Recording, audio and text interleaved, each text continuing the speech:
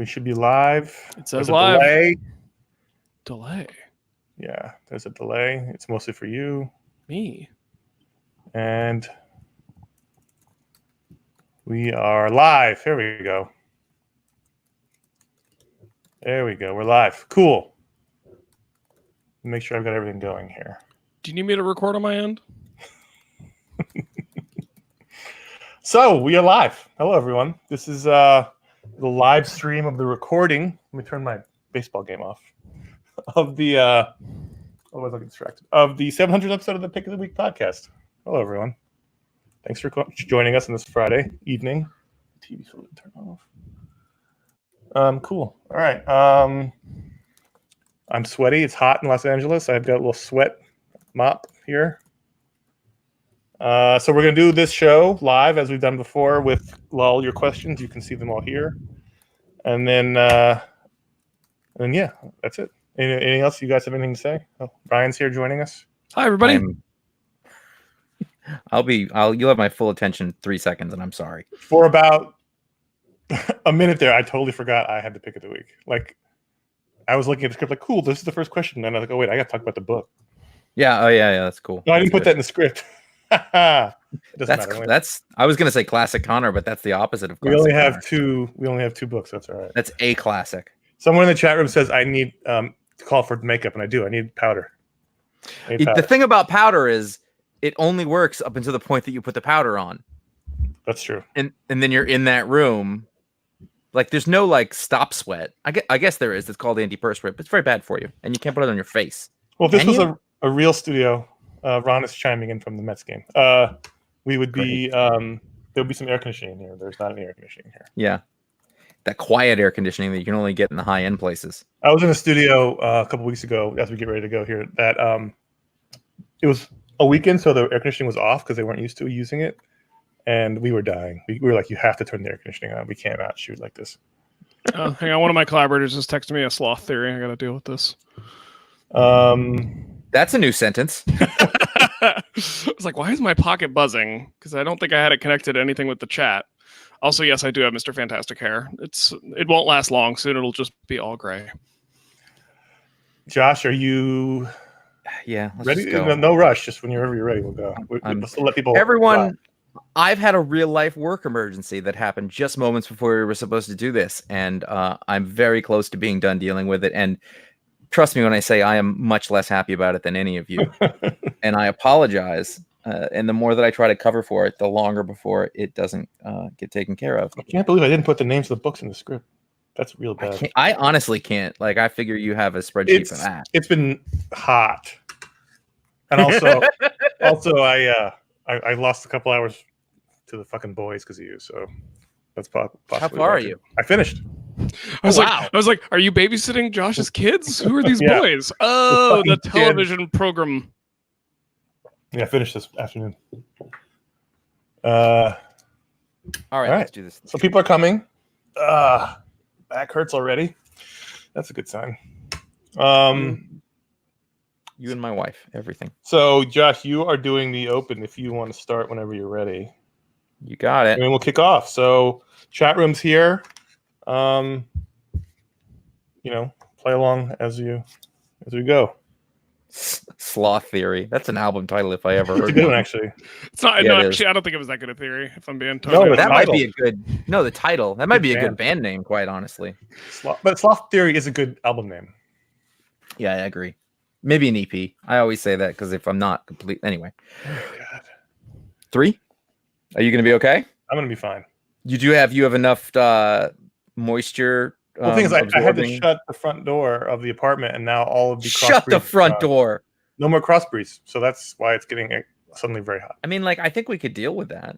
No, I know that your relentless pursuit of perfectionism is a thing, but I didn't close the door. But there's a dog sitting behind me. And I want her to leave if she wants to leave.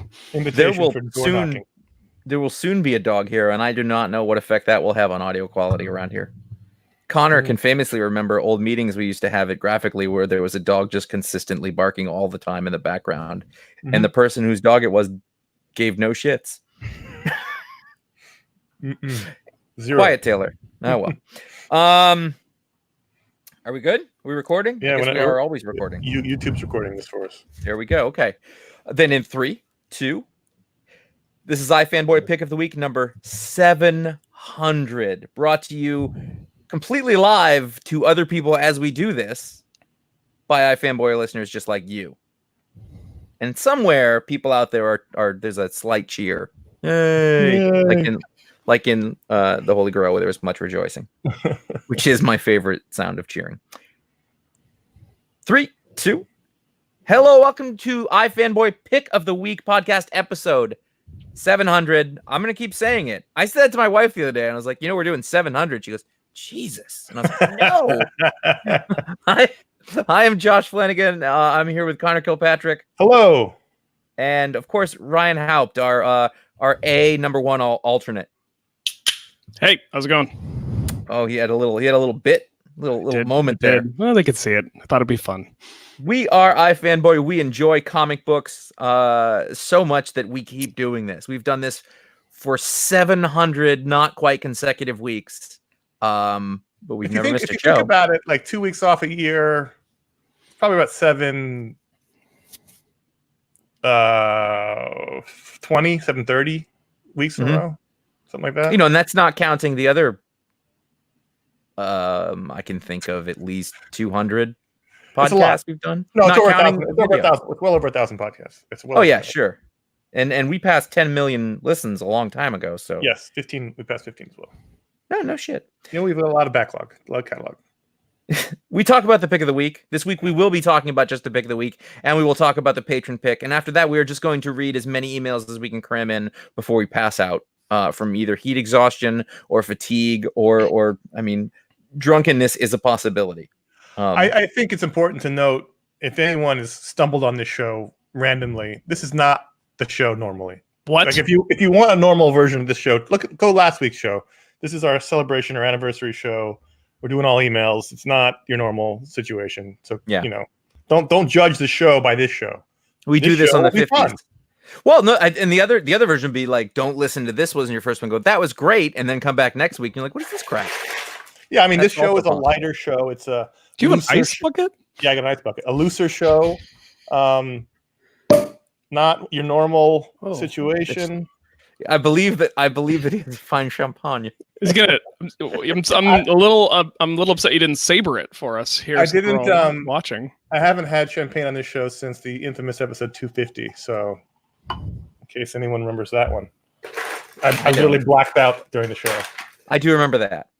I have some fine champagne. Whatever the hell sober people do at the show. And I literally blacked out doing that show. All right. I'm going to Anyway. get on with this so we can get to the show. There's a warning of the books that we're talking about, and very likely in the questions we ask, we may spoil books for you. Mm-hmm. That's on you, bros and sisses. What's the equivalent of bros in the female gender?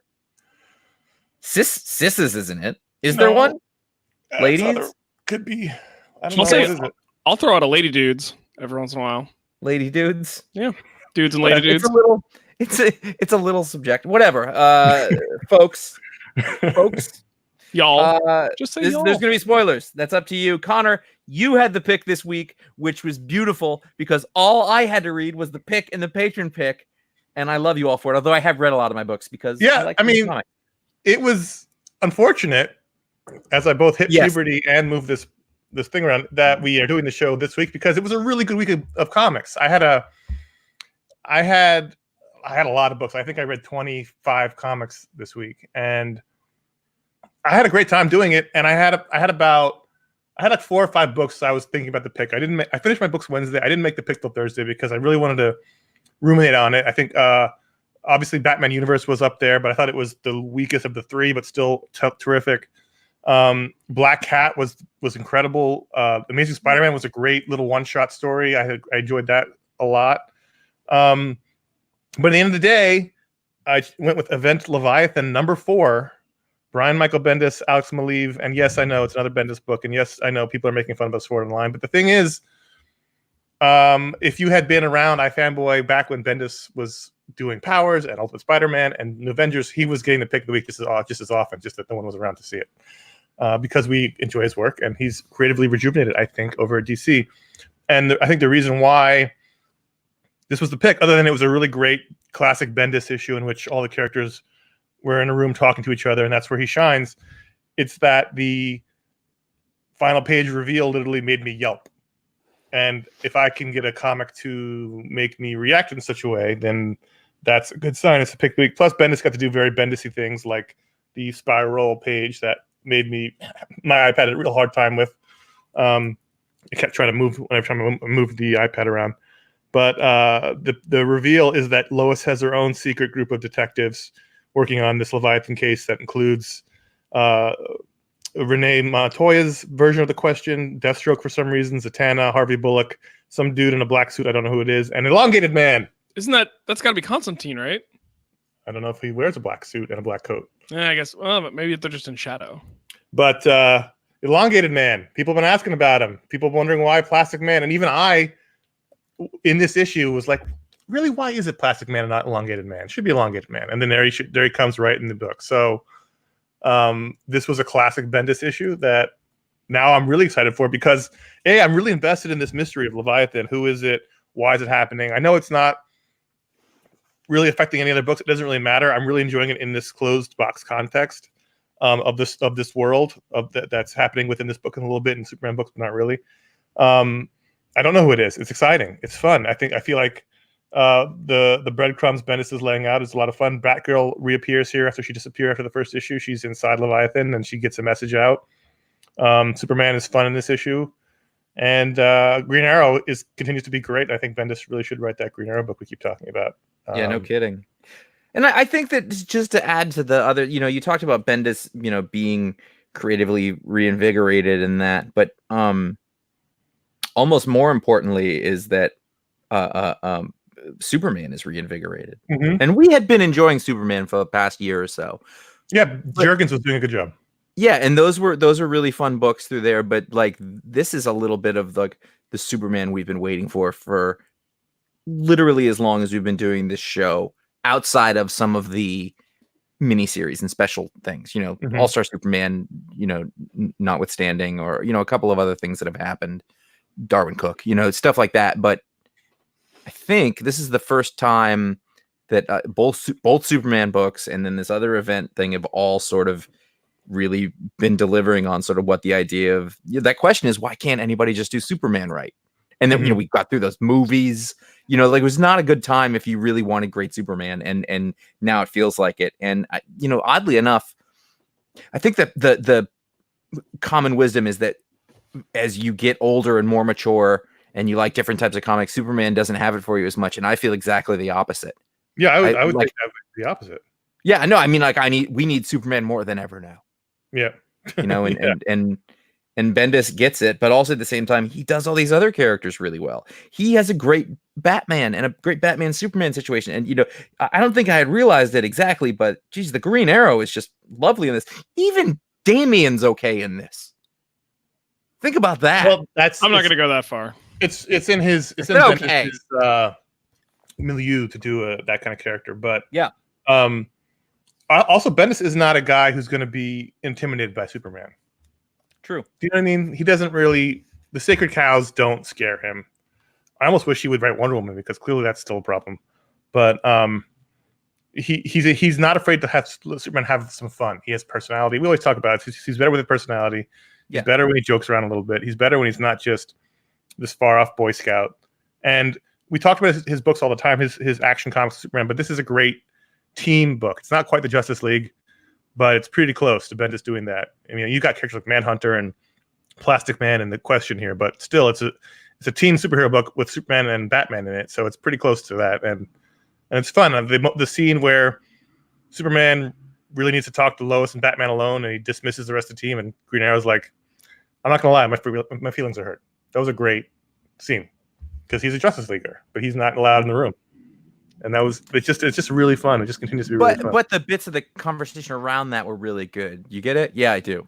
And then he those little flecks of family and understanding and affection and those things that totally fit there, And also when they leave the room, the rest of them, Manhunter's bitching about it. She's like, I can't believe that the kid gets out. He's like, it's Superman. You got to chill. show some respect. So I love it. It was a very good act like you've been there before moment. And Maleev continues to impress here. He's not a character, he's a great artist. He's one of my favorites, but he's not a guy you'd think you put in a book, a big superhero book like this. But he does a really good job. He adds a Maleev aesthetic to it. Batman's symbol's a little different, but it works. And I like all the shots that are through the computer screen into the people looking at the screens. He does that a lot. I just think this book looks great. It reads great. It's excited when it comes out. I'm really excited. It's a nice, taut little 6-issue miniseries mystery, as it says on the cover, and I like it. I really like it. I do too. I had that thought reading it too. That I thought, well, this. I looked at it and I took a second to say, who is this? And I was like, oh right, it's Maleev, because it's really nice. And I don't tend to think of him as like one of my favorite artists or anything, but I'm kind of always quietly surprised by him. Like, oh right, him. He's pretty good at this, but I also think this is better. He was Daredevil. He was a guy that I know. Dude, Daredevil. I mean, that's. Don't forget, I stopped reading that. That's true. I finished it later, I came on later, but I never went back and read the beginning. Well, and Maleev went through a phase where it was approaching not quite Loroca levels, but there was a lot of referencing happening. He was the Scarlet guy, right? Uh-huh. That was pretty stiff. And I think he realized that, and I think I've even heard him say that publicly, and so he's gone back to like just drawing more. And that's great. And I think, there's probably the way the faces are done in a way that's incredibly consistent, but a little bit off model for maybe what the standard DC style is, makes me wonder if he's referencing specific actors or actresses for some of these characters just for himself, but still drawing it with freehand or mostly freehand. And it just gives it a really interesting vibe. I was really digging that. I really love the scene where Lois steals one of Bruce's cars to go see her rogue team, and Batman's and I like that she told Superman to stay out of it at a whisper during. And Batman's like, she stole my car. And Superman's like, oh, well, I can pay for it. No, you can't. Bruce is like, you don't have the money. And he's like, no, I have some. He's like, it's $3.2 million. Like, that was. I looked it up, by the way. It is. I don't. But did Maleev draw the right car? I think that's a Lamborghini. It doesn't look like no, it's correct. Oh, really? Was it? Doesn't. It looks like an Aston Martin Valkyrie. Wow. Which is quite frankly an ugly hypercar. But the kind of car a guy like Bruce Wayne should buy. Yeah, right? no, totally. Yeah, That's no, totally correct. In fact, only people like him could. I mean, Aston Martin makes the most beautiful cars on earth. I mean, I have 3 of them. Yeah, I mean, it's all that Patron money. So your money goes to down payment on the tire. So I just love this book. I loved reading comics this week. I was jazzed about reading comics. I was jazzed about this book. I could have talked about 3 or 4. It was a good week of comics. It was a really good week of comics. From what I've read, that's true. We're not talking about a bunch of other books, but like, were there others that were up there that you were thinking of going with? Like I said early, Amazing Spider-Man was a terrific one-shot. Your classic Peter Parker. Spider-Man keeps getting in the way of Peter Parker's life issue. It was a great one-shot. Black Cat was terrific, and I put a panel up on the Instagram. And Black Cat has to break into the Fantastic Four's new headquarters to steal a book, and she does it just by going into Human Torch's DMs and saying, let's hook up. Batman Universe was great with him and Green Lantern teaming up. And the only downside to that one, I thought, was that they're trying to establish that Hal and Bruce don't really like each other, but they were really chummy in this issue. It didn't really matter. The issue was great and it looked great. That was really close to being. Yeah, and at that also had a last page reveal. Really go, ooh! Yeah. With Jonah Hex. I tried to get that into Instagram, but the aspect ratio made the dialogue too hard to read. But that was a great final page also. It was pretty great. So yeah, no, I felt the same way. Also, just to people who may not be reading, the Riddler's Year of the Villain special written by Mark Russell was also terrific. I have it here. I haven't read it, but I did notice you that. Also, you wrote the Sinestro one a couple months ago. That was really good. We got Riddler, we got Wonder Twins, and did Red Sonja come out this week too? I think. Yes, it was a Mark Russell week. Mark Russell week and a Chip Zdarsky week. I think they were all Chip Zdarsky weeks. So that being said, we need to talk about the patron pick. That's right. Well. Patreon.com/iFanboy. That's where you go, and all the patrons there can vote to add a book to the rundown. This week they voted for Moon Knight, annual #1. I don't understand what's going on. with these annuals, these Acts of Evil annuals. We like the She-Hulk one a lot. I don't know what this whole thing is. I'm sure it's somewhere online. I don't really care enough to look it up. But No. I have no idea what this is. This event that they're having, and I don't care. It's fun. It's I was at first a little leery about it. I saw this and King Thor were number one, were the two top vote getters. But once I saw the cover and had Kang, I thought, all right, well, they know what we like.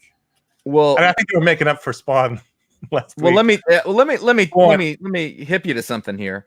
Again, we talked about Ibrahim Mustafa. He's been drawing James Bond Origin for a while. I've done pitches with him. The art is terrific in this book. He was an iFanboy, and I like him a lot. This art is the best thing I've seen from him in a long time. It's really good. Really, and if I might say, this is the finest thing I've read from Cullen Bunn in some time. I would agree, although, so the story is basically Kang fighting Moon Knight through time as Kang tries to assemble the broadcast energy transmitter. Exactly. And so he's getting pieces of this thing that'll help him control time, and it's all throughout time. So Moon Knight chases him through time, and they end up teaming up with various Moon Knights throughout the history. And I mean, I enjoyed it. I loved all the Kang parts. I just don't like Marvel's tendency to make their heroes like these legacy heroes, where there's been a Moon Knight for every era, and there's been an Iron Fist for every era, and I agree with you. However, this will be an exception because I enjoyed it in this, and also it does make sense in this as sort of the avatar of the person. There's times when it doesn't make the Spider-Man one doesn't make sense. That's stupid. Even the thing that, and I love Jason Aaron, you know this. Yep. The thing with the Avengers, going back to the first Savage event, the 1 million BC. Yeah, that's dumb. I don't like that either. But in this, it totally worked for me. I like the message around sort of that first Moon Knight, from Mesopotamia, and her taped on Wolverine claws, or his, I guess. I think this is her. Yeah, no, I think it's her. I felt like I was assuming it was a him, and then I went the other way. But yeah, no, I think it's a her. All of the dialogue, Kang especially, but other things, was like, ooh, that's the good Marvel dialogue. I'm telling you, I didn't finish everything, but so far I was like, that's a pick of the week for me.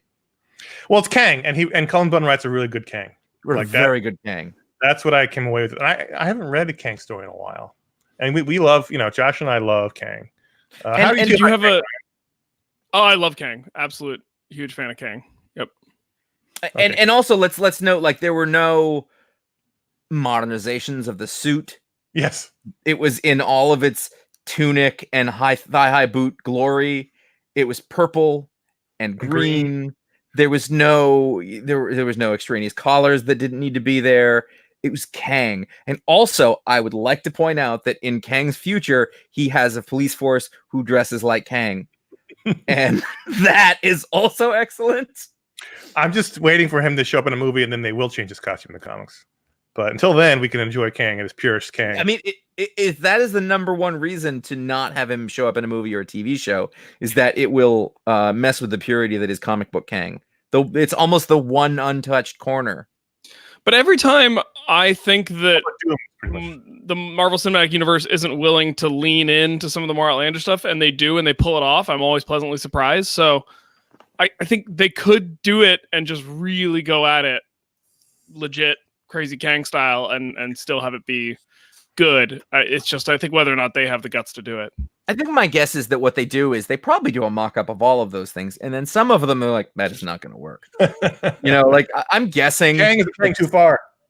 I'm guessing at some point they had Jeremy Renner dressed up in the purple suit, and they were just like, nope. Well, it started to inch there for the second one. He had the the Robin Hood thing in the front.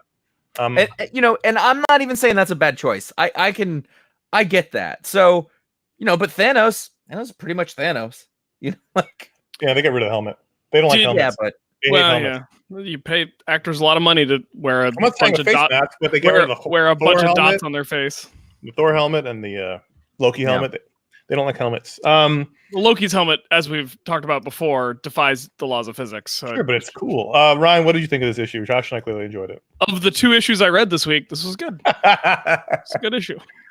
You didn't like it? No, I did. I did like it a lot, actually. I just I didn't have a ton of time to dedicate to reading books, so I really had to just find the time to sneak in these 2 issues. And I actually read this first. I read this before Event Leviathan, only because it was an annual and I was worried it was going to take me a little longer to get through it. And I knew Event Leviathan with Bendis dialogue, I would be able to clip through it pretty quickly. But yeah, this was a ton of fun. I really enjoyed all of the different Moon Knight redesigns over the years, over the eons. And it's always I'll use a Ron term. It's always a delight when you get a villain and a hero pairing that you'd never thought of before, but they find a compelling reason to make it work. Great point. Yeah. And I really enjoy and really like Cullen Bunn made it work from page 1. It really right away you were like, oh yeah, this does make sense as a pairing. Or I guess page 2 or 3 when Kang shows up. And so I just really appreciated that, it's comics is all about retelling some of the same stories over and over again. So when you get something that feels actually new, it's exciting. And one of the fun things about this is that Moon Knight is ostensibly a street level hero. Now he's obviously taken into God territory and things like that, but he started off as a Batman take, and he's up against Kang here. So that's a fun pairing. I was thinking that over the past however much time that we've been reading Moon Knight, whatever that last, I want to say miniseries, but I think they just shit canned it. That last bit of Moon Knight, I was like, he's not a Batman clone anymore. No, that's true. I really they have gotten away from that. You can't say that about the contemporary, version of him, because it's not even close to related anymore. And also, I thought was interesting is that this version of Moon Knight was pretty straightforward. He didn't talk to himself. He didn't do the multiple personality thing. It was just crime fighter guy who's an avatar of Khonshu. And I like that. I mean, we love that series, that Max Bemis series, but yeah, they seem to be leaning in on just having the aspect of Khonshu kind of talking ethereally to him while he's doing Moon Knight stuff, and that just makes him look crazy to everyone else. But the Khonshu thing is probably real. I like that. I you know what I like? I like that it's consistent. Clearly real, because he sent him through this race through time. I know, but I'm just saying I like that finally there's kind of a consistent way that the whatever condition Moon Knight has is portrayed. Because I remember Bendis came on the book a while ago and had this whole idea about Cap, Wolverine, and Spider-Man, and that was a whole thing, and like it didn't really stick. I don't think anybody else used that after Bendis left the book, and it feels like every time a writer comes on Moon Knight, they enjoy the challenge of trying to figure out how to portray his mental illness versus the actual versus the actual mysticism. And I think doing it this way and doing it consistently for a while now that we've all been reading this book has made it a better book, because you're not constantly trying to figure out what the rules are. I think also it's highly dependent on who's doing it. And, for whatever reason at that time, Max Bemis was the right guy to be doing it. Warren Ellis was the right guy to do it for a little bit. Yep. Not who was too the long. writer when you were reading it, and it was Greg Smallwood was it Brian Wood? Brian Wood. Who was before that? Was Bendis? He took over right after Warren Ellis. Before that was Bendis, though. I don't remember when Bendis did it. A while ago. I don't even remember that he did it at all. Just, in the realm of Bendis can do no wrong, there was a long time where he did. I don't know if it was wrong, but it wasn't worth reading. It was actually Bendis and Maliv doing Moon Knight. Yeah, and I kind of remember that. My pick of the week, I think, at some point. Yeah. There's been a lot. None of those Guardians of the Galaxy's book were worth reading. Did you say Guardians of the Galaxy? Guardians of the Galaxy. He did that. Yeah, it's like Attorneys General. You pluralize the first word. All right, Mr. Lobbyist. So that's the pick. Let's do ratings on it, since we forgot to do the last one last week on Spawn. Should we rate Spawn? So ratings for Moon Knight Annual #1, written by Cullen Bunn, art by Ibrahim Mustafa. I'll go first. I want to say somewhere between 4.25 and 4.5. As a single issue, Kang Moon Knight story, 4.5. I art in here by a guy who I know pretty well, and he did a great story by a writer. I was really impressed with how it looked. Yeah, I was like, oh, look at you go. I mean, we talk a lot on the show, I don't mean to interrupt you, Josh, but about art and how there's a lot of people getting big books who should not be working professionally right now, and he should be getting more work if he can draw like that. Yep. It was all those I was like, oh wow, you read How to Draw Comics the Marvel way. It was a Marvel book. Yeah, it really was. The angles and the composition, that and Cullen Bunn's around a lot. He does a lot of yeoman type work on things, and he does a lot of niche stuff. He does that monster stuff because he likes monsters and he likes horror, and that's not my thing. This, I was like, oh, he's perfect for this. Yep. You know, it's like when Nick Spencer landed on Spider-Man, we're like, oh, this is what he should be doing. I mean, I wouldn't want a Kang book. I don't like villain books necessarily, but I think he has something there. I don't know, maybe give him like a miniseries where Kang's the bad guy or something, but like as a one-issue story that came out, super fun. Yep. It's ratings. So Josh gave it a 4.5. 5. Ryan? I think I'm gonna go 4.25. I still really enjoyed it. I just, for whatever reason, you don't gotta apologize for 4.25. I'm not apologizing. I'm just trying to think through my own justification. I don't even know that I have one. I do kind of want to know from both of you, did you have a favorite of the alternate time Moon Knights? I mean, I obviously got excited about the World War II era. I think it was in 1942. And I knew you would. I didn't know if Maximus Moon Knight would overshadow that. I was trying to figure out what the deal was. It was North Atlantic 1710, so I guess that's like pirate stuff, kind of. But pirates. Yeah, I mean, I guess around New England they'd be doing that. What are they planting the iceberg that's going to sink the Titanic? I did really like the fact that they skipped to the ruins of New York, 2134, and I was like, ooh, too soon. I did like that there was a Viking Moon Knight that showed up at the very end that we never saw before that point. That was kind of, and there's like a weird Assassin's Creed blunderbuss. Yep, I like the Gladiator one too. Yeah. Then if you look behind Gladiator Moon Knight, there's a Gladiator Kang with the Spartan helmet. That's great. 4.75. I'm going 4.333 repeating. Yeah, great. That's good. It was a fun issue. It's a non-rational character, and you give it a non-rational number. That just makes sense. You could contain Kang in a rating. Those were the books. As we said before, normally we talk about more books, but on this episode, just 2 picks. That was the Patron pick. If you go to patreon.com/iFanboy and you join up, you can vote. Everyone can vote. Any patron can vote. And there was a fun voting week. There was a lot of books. I was like, come on, guys, we're only getting 2 this week, so make it a good one. I had to kind of coax the patrons because a lot of them forgot that this was the format for this one.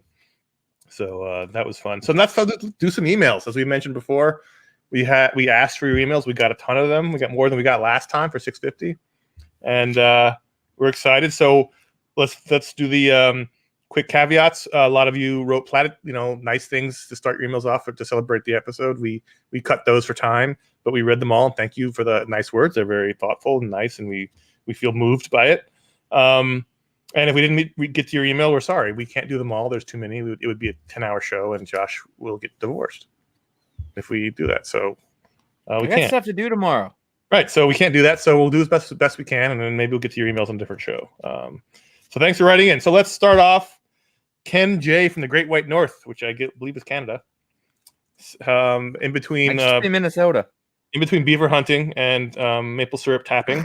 He found time to write us some emails. He wrote 4 quick questions, which we're going to do now. His first question is, let's change the format of this video so we can see. The first question is, Jim Aparo or Neil Adams? That's a tough question. Neil Adams, but it's problematic for me. Neil Adams for comics history, but I just have to pick, Batman or Jim Aparo. Yeah, Neil Adams for his. Yeah, I agree. Neil Adams for his importance to comics, but his legacy and everything he did. But his take on some of the scientific issues of our time, he and I are gonna. Okay, well, not in the scientific, because I think in science, even Neil Adams beats Jim Aparo. I don't know his science background, but probably no. Not. Neil Adams is incredibly problematic in the science. That's the problem. But we're off track. Okay. As an artist, I'm still going Neil Adams.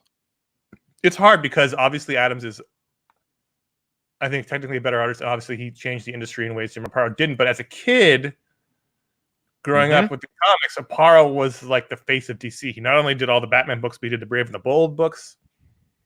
He was, he did the Death in the Family story. He was there, your 70s and 80s. He was, him and Byrne almost were to me how DC Comics looked. Those smooth lines, that tall Batman with that. I know he's my first Batman artist.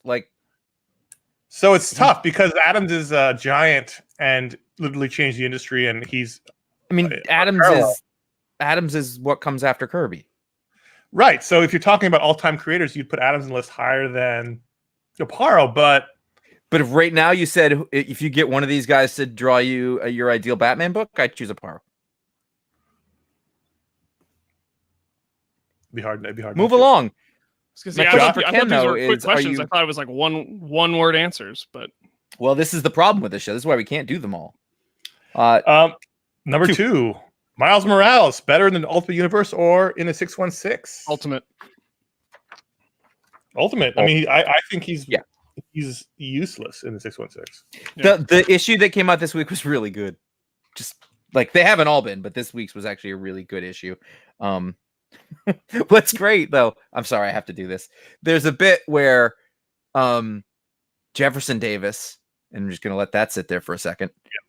The black man asks his son if he you've always asked me why your name isn't my name, it's your mother's. They didn't even say his name because the writer's smart enough to be like, no, I'm not touching that. Mm-hmm. And I go, oh, here it comes.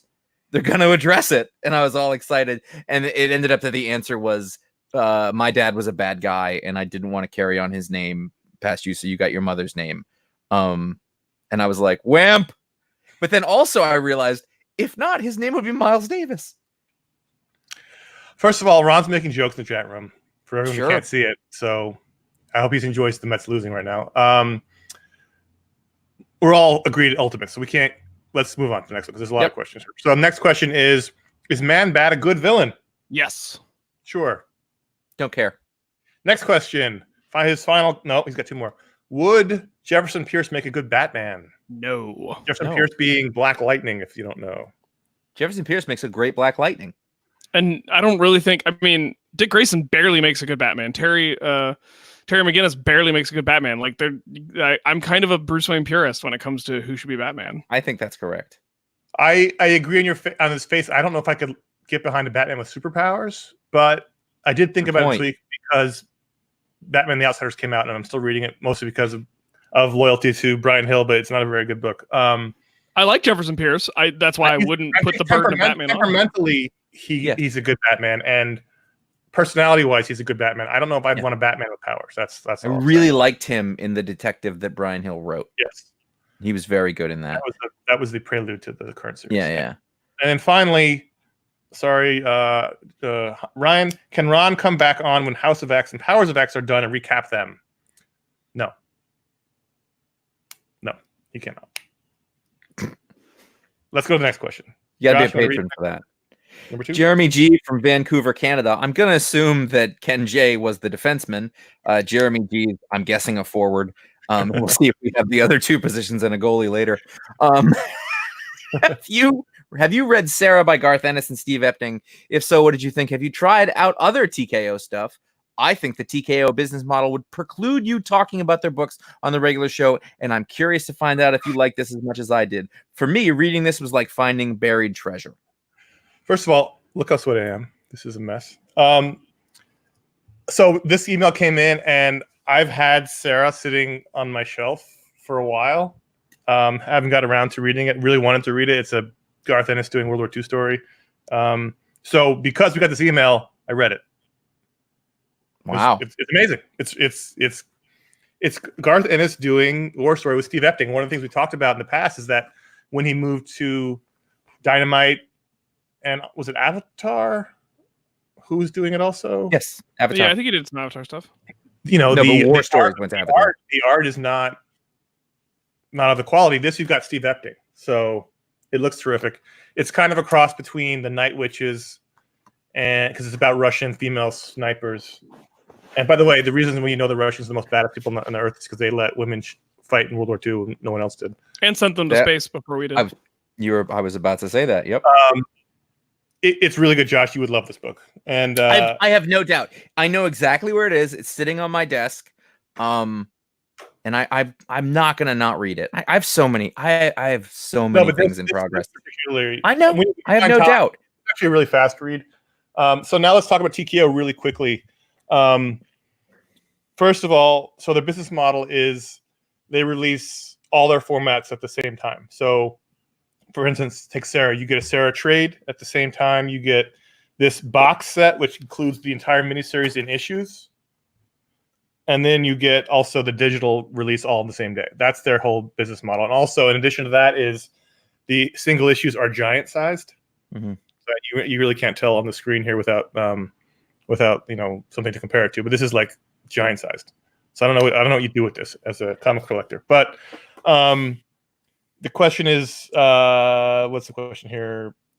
What do you think of the business model? The problem is no one who's not Marvel or DC are going to change comics. Yeah. I think it's very similar to what I was thinking, which was, I think that it doesn't fit into the way that I read comics, and we have a very different situation, but like, I don't know where to fit that in a way or follow it. And I'm assuming other people are. This model is so entrenched, and I don't see how anybody's going to break it. You're right. Who isn't Marvel or DC? It's just not going to happen. I mean, you can have the best ideas in the world, but at the end of the day, you're fighting over. So Marvel and DC have 70 to 75% of the market. Image has 8 to 10%. So right now, you're fighting over 15% of the market, and TKO is maybe 1% if they're having a good month. So you're not going to change things when you're only 1% of the. And because it is different, I think that they're probably costing themselves sales that they would get if they just had good comics. No, but my point is, it doesn't matter how good the comics are. I know, but it doesn't matter who you got writing for it. It doesn't matter if Garth Ennis and Steve Epting doing a war book, because it doesn't matter. You're not. You can't change the industry when you're a fraction of the 1% of the market. Yeah. Just not going to happen. The book is great. If you like Garth Ennis war stories, this is one of the best ones he's done. I flew through it because it's a really compelling book, and it's really well done. And the Epting art is terrific, and it's Garth Ennis doing what he does really best, is that these World War II stories. Ryan, read the next one. I thought you were asking me to comment on a thing that I knew nothing about. If you don't, that's also fine. The TKO thing. No, I mean, I was distracted because I was looking up this book, and it looks awesome, and I'm going to get it and read it, but I hadn't. It's really good. Really, I hadn't checked it out before. So. But exactly. Yeah. That's the problem. I mean, with the way my life is right now, and this is actually true for a long time before I was even regularly appearing on the show. Your guys' list of books every week basically dictated what I read, and anything I read beyond that was because it really caught my eye and I found extra compelling beyond just wanting to keep up with the conversation that you guys were having. So, and I think we do the same to us. Yeah. Like, it's self-sustaining in a way. Anyway, Nick P. From, I got this. Ryan, you got this one? Go for it. Yeah. Nick P. from Newport Beach, California, but living in Luxembourg. So Nick is probably some sort of English teacher. Every anniversary episode. Banker. What? Or banker?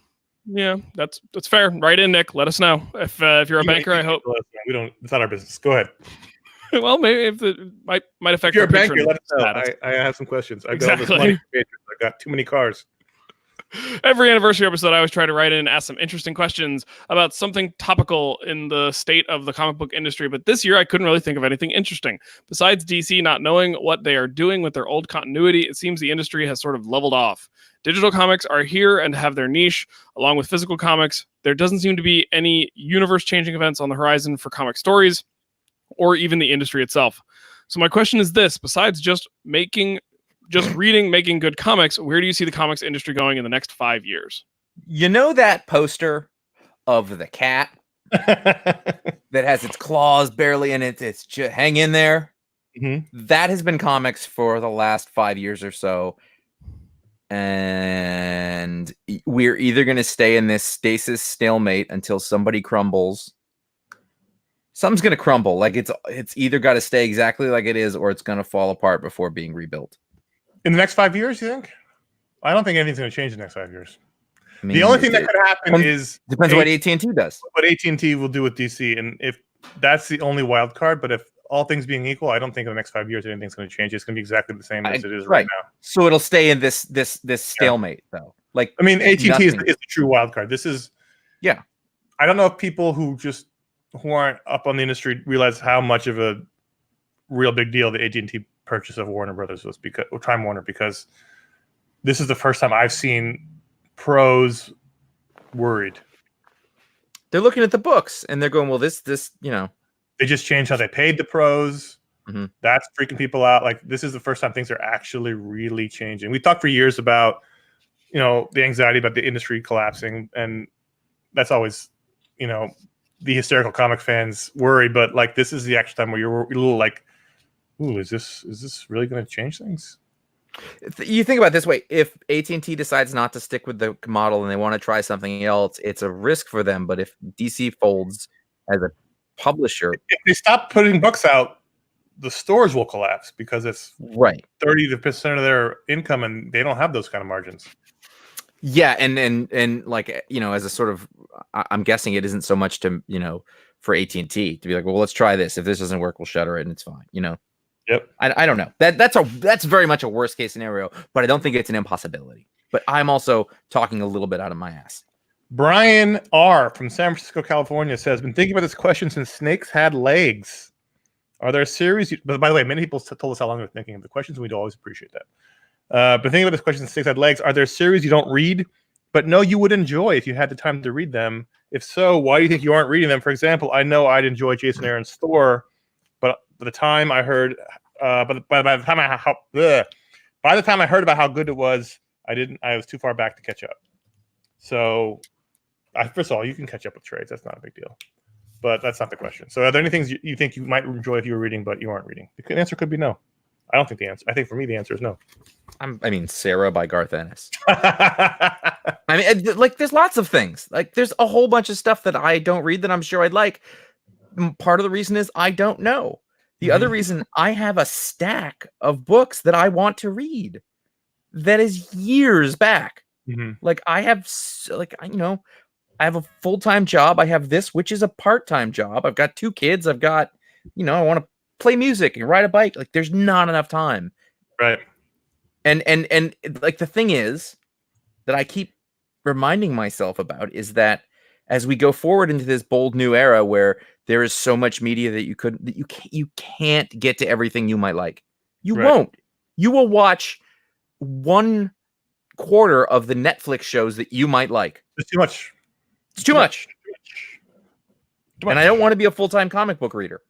Ryan, anything you think you might like but you're not reading that you've heard about? For me, that is the role that's kind of the whole graphic novels have fallen into. I used to be a voracious consumer of graphic novels. I really loved that format. I really loved digging into a meaty work by artists who would never end up doing any superhero work, but had a really compelling story to tell in that comic format nonetheless.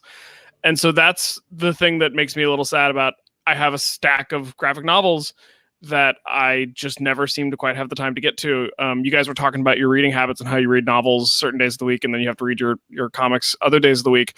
And that's pretty true for me as well. But also, with the job that I have, I'm doing so much reading all day that it is hard for me to come home and want to read. Sure. And that's something I've been struggling with my comic habit lately. And then, it's like I go back to San Francisco at least a couple of times a year to see family. And I always go to Isotope, and James always hooked me up with an amazing stack of books. And it really saddens me that you have to say no, James.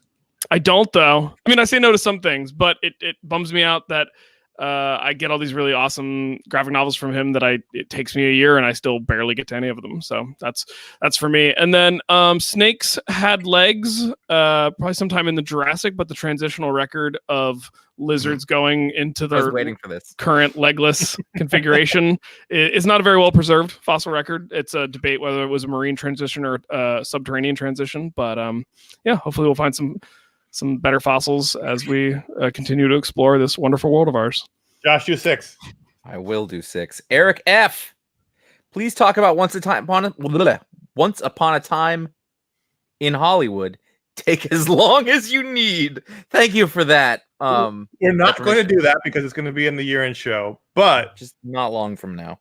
I've already seen it twice, and it's been every bar conversation I've had for the last month in LA. She's a very good dog. She's a good girl. I love it. I fucking love it. I loved it. Now, I wasn't sure when I walked out. I wasn't sure when I walked out, and I had to think. I had to talk about it with friends at bars, and then I saw it again, and seeing it the second time without the thing hanging over it. That's hanging over it. And again, we're gonna talk about this at the end of the year. When you don't have that worry hanging over your head, and you know it's coming, you enjoy it 100 times more. I gotta go again. I loved it. So good. I'm a Tarantino apology. I mean, I'm like a Tarantino fan. I celebrate his whole catalog. It's true though. It's the one guy, him He's and an David auteur. Fincher. I go see the movies in the theater. I make a point. I do the thing, and this is like it's from our time. Yeah. We were just getting out of high school and going into college when Reservoir Dogs and Pulp Fiction came out. It was an epochal change. I didn't pronounce that right. And I just, I like it. I saw it both theaters. I saw it at 2 different theaters. Both of them are in the film. All right, let's. I haven't seen it, It's very good. It's very. He doesn't have time for that shit. so I've heard. He's very busy. Ryan, do 7.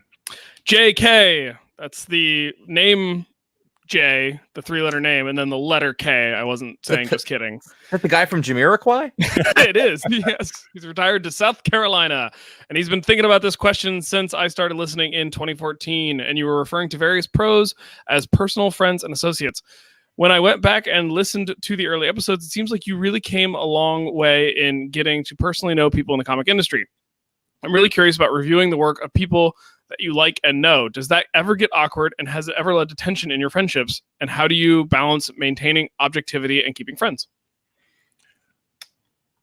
Ron got confronted in San Diego once. This is a bigger problem, I think, for Josh. Give me a clue on that one. I remember it, but I can't place it. I can't do that without. I'm gonna text it to you. Yeah, that's I can't fine. do it without blowing it. It's not my place to blow it. It's on the tip of my tongue.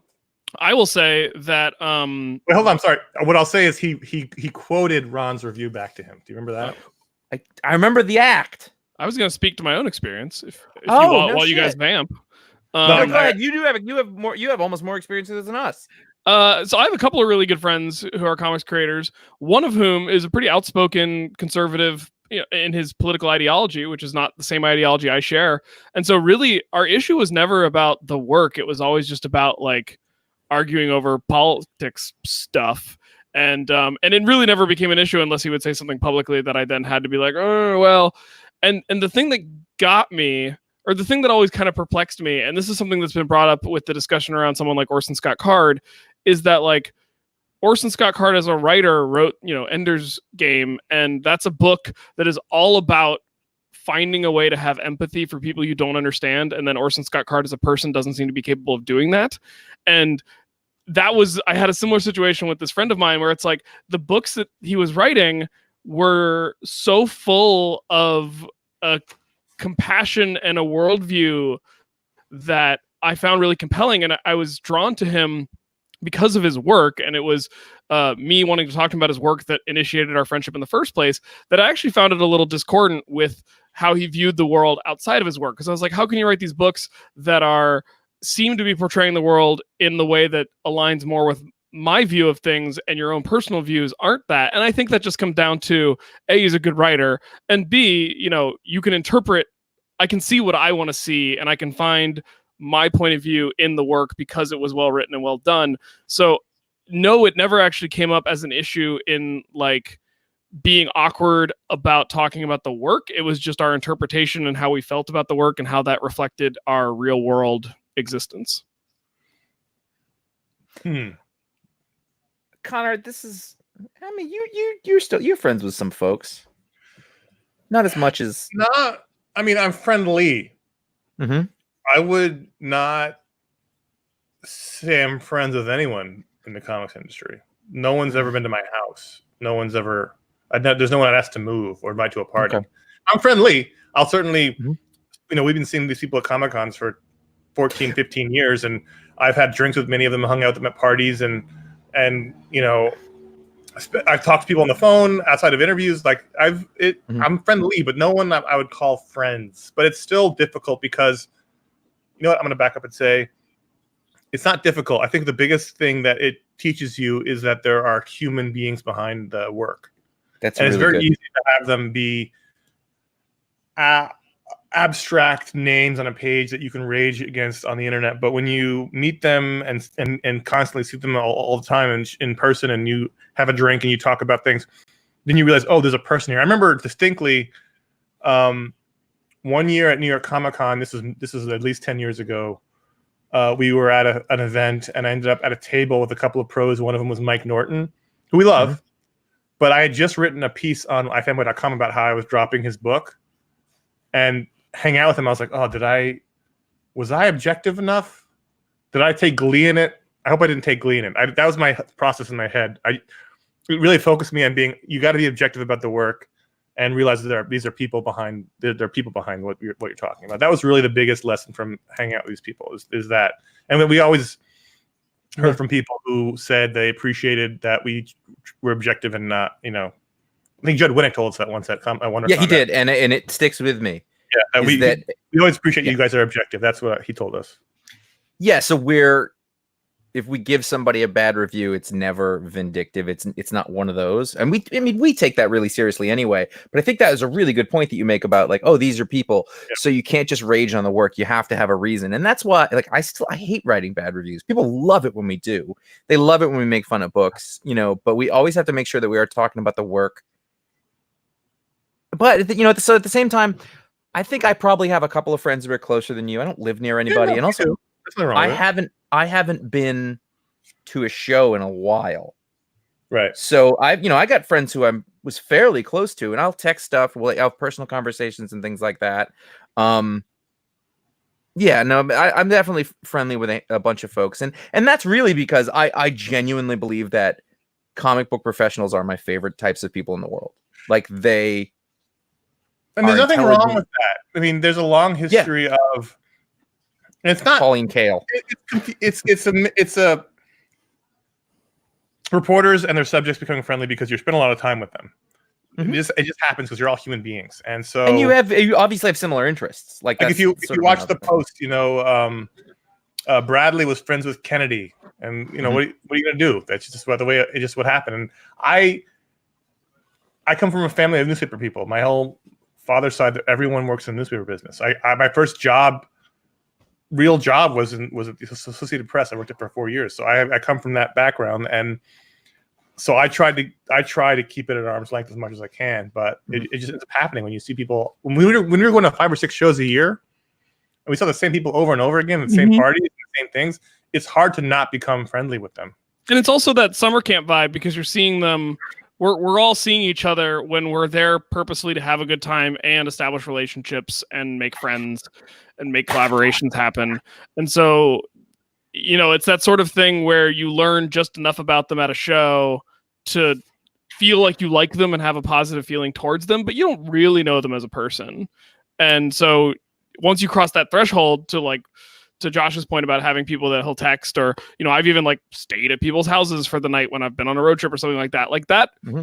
That's a very different dynamic. It's a different amount of time spent with that person. It's a completely different atmosphere. And so I don't know if it changes your ability to be objective, but there's an intimacy there that doesn't happen when you're just hanging out with people at shows. Yeah. So I'm going to gossip about somebody without saying a name. I'm not giving you any clues. This is how it goes. The question, has it ever been a problem? Mm-hmm. No, for most people. I can tell you that I have one good friend. I have a lot of Eisner winning friends, quite honestly. Me? No, it isn't. I mean, I do have you. You're a good friend. You both are. But you said you had one good friend. I was like, we know several people who we met when they were just starting out, and many of them have won Eisners. Now, I'm not saying I'm a good luck troll doll, but we can pick them. All right, so I have one good friend who's a very big deal. You would see the art on stickers in the world as you're out there. And I'm always like to my kids, I know him, and my kids don't give a shit. He still listens to the show and will be like, I like what you said about that. And he understands when we give something criticism, and he really appreciates it when we give something praise. He said to me recently, I actually just wrote him because we didn't end up talking about the book. I go, this issue was great, and I want you to know that. And he goes, it means a lot when you say that to me, because I know you mean it, because you won't say you like something if you don't. There are other people who I really like, but I don't really like their work that much. That happens sometimes. And that makes me more reluctant to just talk about the work. It's usually not terrible. It's just not mention it. Yeah. Not because I don't, but because there's nothing worth talking about. If there's something worth talking about, we will. And then finally, there's one guy who was super friendly, and I thought we were really actually quite friendly before that person got big. Then the person got really big, and then we all realized, oh, he doesn't really want to be friends with us. It's just Covered. like, yeah, inadvertently using us, and this is how he gets in, and that pissed me off. I got big timed once at a show with somebody that I had interviewed for a different reason than not an iFanboy thing, and that really pissed me off. And I've had a hard time reading their work since, if I'm being totally honest, just because it's like, I thought we'd had a really good interview and I was really excited about it. And I thought we'd connected. And I get it. Like sometimes you just give a good interview. Yeah. But it was the fact that like, it was the fact that I got the brush off in person when my introduction was like, hey, you remember we chatted a little while ago for this? And I was like, oh yeah. And then like did like literally the eye roll and turn his back to me to keep talking to his friends. And I was like, okay, wow, you and I are done. That's the thing, because I do those interviews, and some of them I do with guys who I'm friends with because I think they make better interviews. By the way, Tom King won't listen to our show anymore. If any, I'm not talking about him. Like he's not the jerk, or like he's the guy who I like a lot. He was a big fan of ours before we were a fan of his, and we're very nice to him. But he goes, I can't even listen. I can't listen anymore. But he lives in the area, so let's bring him on. Tom, come on. Yeah. Let's just put a capper on this by saying the one who we got amongst the closest to was the easiest one to be friends with and to review their work, and that was Darwin. True. I went to his wedding. That I don't know how that happened. It just became a thing, but it was very easy to review his work because there wasn't a lot of holes in it. I mean, I think that last Parker one, the snow one, I didn't really love that one, and I said it as much, and it was not. I don't know. I go in a headspace when we do the show. I don't really worry too much about it, and I try to be fair about it. And if I feel like I'm fair, it doesn't really matter what I say. And that's a good point. We're very conscientious about doing it. Reviews with integrity. Someone else at that wedding was a big time creator who cornered me for a while about stuff we said, but they will remain nameless. Man. So move along. Josh knows what that is. So let's do Wes A from Fridley, Minnesota. Very close to Canada, so he's suspect. I'm assuming he's a forward. So his first question. He's got two questions. It's been 10 years since Disney bought Marvel, officially as of August 31st, 2009. Do you feel like the company is in a better place financially and creatively now than it was before the sale? I mean, yes and no. They're definitely in a better financial place. Sure. Creatively, no. I mean, it's like, I don't know. I'm thinking about it now. Like, what do I think about Marvel? Marvel or DC are better creatively than they were 10 years ago. I think that, but I always keep, as soon as I think that instantly, and then I think of like bright spots, because there's always exceptions. So then you look at it sort of objectively and you back up. I mean, both of them, I hate the publishing plan. Yeah. Marvel's double chip and the renumbering and it's interesting because like the August 31st, 2009, that makes sense as a date to pick because of the sale, but I don't know if it's the right inflection point for when things changed in my head. Because I feel like the early 2000s, there was just really amazing stuff happening, and I don't even remember if that was still going by 2009, and then I don't know if it's really ever come back to that. I mean, financially, obviously, they're better shape. They've got a big company behind them, and plus, Marvel's in good shape financially. Mm-hmm. They do really well. Creatively, they've obviously got stuff we really like to read, but on the whole, I don't know. We talk a lot about not liking the influence of the movies and the TV shows on the book. Right, and the first Iron Man came out the year before the sale.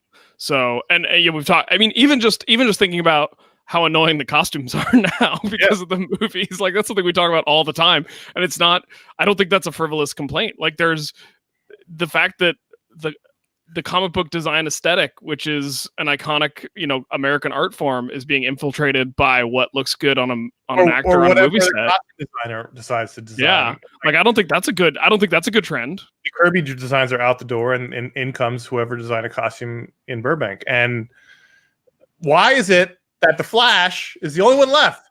Batman's back to his original costume. Superman basically is back to his original costume. Green Lantern's back to his. Wonder Woman's is a movie influenced one, but it's actually pretty good. The Flash is the only one they're sticking with that fucking New 52 design, which is the best costume design in comic book superhero history, I think. If one is Electro, Flash is also one. But on the opposite, yes. It's both because he's so fast. Let's like electricity. Let's do a second question, which is with the Walking Dead comic now done, and I didn't take into account that when it gets dark in here, I'm gonna have trouble reading. With the Walking Dead comic now done, what do you think is the top indie creator-owned book on the market in terms of sales and/or influence? I thought about this for the past 3 weeks and would be interested to know your thoughts. It's got to be Saga, right? I think it would have to be. If it was still coming out, it would definitely be there. But that's right. It's on hiatus, but it's coming back, so it's not technically. I mean, yes. Financially, I can't think there's another one that's making that kind of money.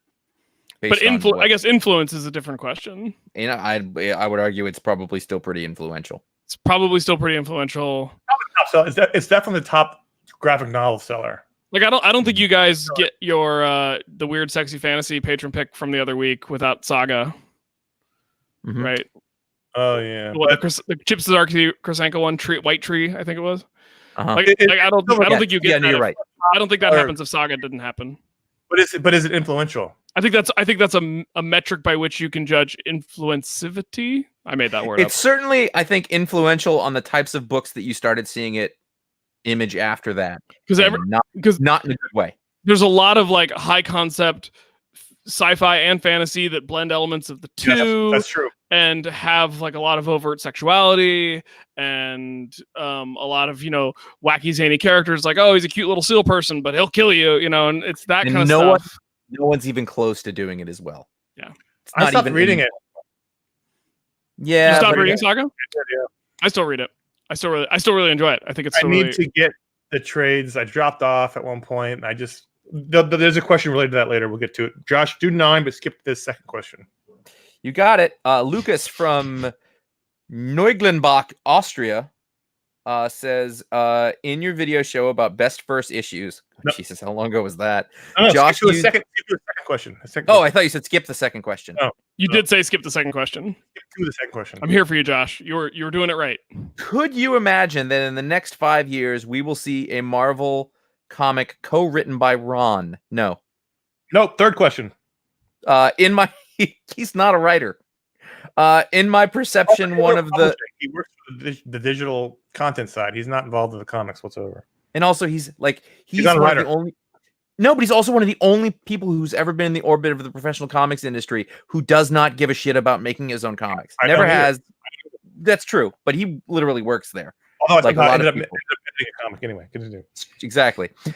In my perception, one of the most notable societal changes over the last decade has been the growing blur of gender boundaries, at least among the younger generations.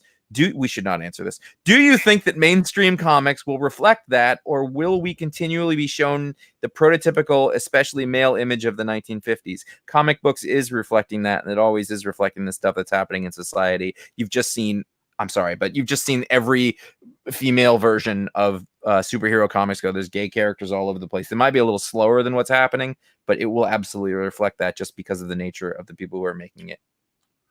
Ryan, 10. Want to add?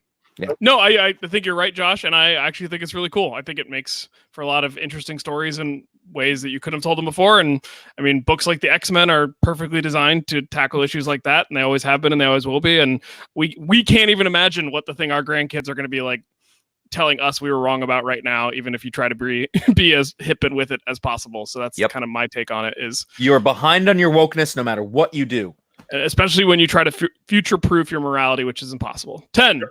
Mark N. from Parts Unknown. Worked with Anthony Bourdain, I'm guessing. I was raised on Marvel Comics and have stuck with them the whole time. I now branch out into creator-owned books too. But other than a few of the classics, The Dark Knight Returns, The Killing Joke, more Swamp Thing, I never really read any DC. I love Tom King's earlier stuff, The Sheriff of Babylon and The Vision. Oh, we got a real Tom King hipster here, people. But struggled to get the most out of Mr. Miracle because I don't have the knowledge of the characters in the context, and I haven't read his Batman. So long story short, where should I start reading DC books? I'm going to, I guess, maybe come out of left field and say, like, check out some of the stuff the Animation Brain Trust is talking about, because I think that's a great way to get a cursory overview of some of the great moments in DC history without having to necessarily dive in the back catalog of books that from a modern perspective might be a bit of a slog to read. And I think if you check out some of the stuff we've done over there in the world of animation, you can learn a lot of the major plot story and back points and even some of the more obscure characters, and then dive into whatever interests you based on that. That's what I would say. I mean, you don't have to like the Tom stuff, which is, I would almost call this mid-era Tom stuff, by the way. It's weird because I don't think you need to know Mr. Miracle to like Mr. Miracle. I don't either. I really don't know him that well. You can not like the vibe or the aesthetic, but I can't imagine that's the reason for it. How do you get into Vibe's a different character than Mr. Miracle. It is a DC character though, but Dun, dun, dun, dun. wow. I just pictured jean vest with no sleeve. But do you want I don't know. I don't know what he should do. What we've always said historically is just start reading something that you hear us talking about that you like. Read the Superman books. Yeah, read the. That's yeah. probably the most exciting thing happening at. You know what I did when I was a kid? I read the greatest Batman stories ever told. Ooh, those are great. I read them over and over. But it almost seems like he needs more of a primer on DC stuff too. So people have been saying New Frontier in the comments. That's great, but it's not mainstream DC continuity. It is a great book, though. You know what? I don't think that it's really great. But if your problem was that you thought you couldn't get into Mr. Miracle because of that, I think that's going to be really hard. If I'm you, I go get the first trade of Grant Morrison's JLA. I go find that's a Barry great Kitson and Mark Waid's Justice League Year One. Do that one. What we learned, Josh, from doing that Booksplode is that there are many people who can't get beyond the art. I love Howard Porter, so I don't know what's wrong with them.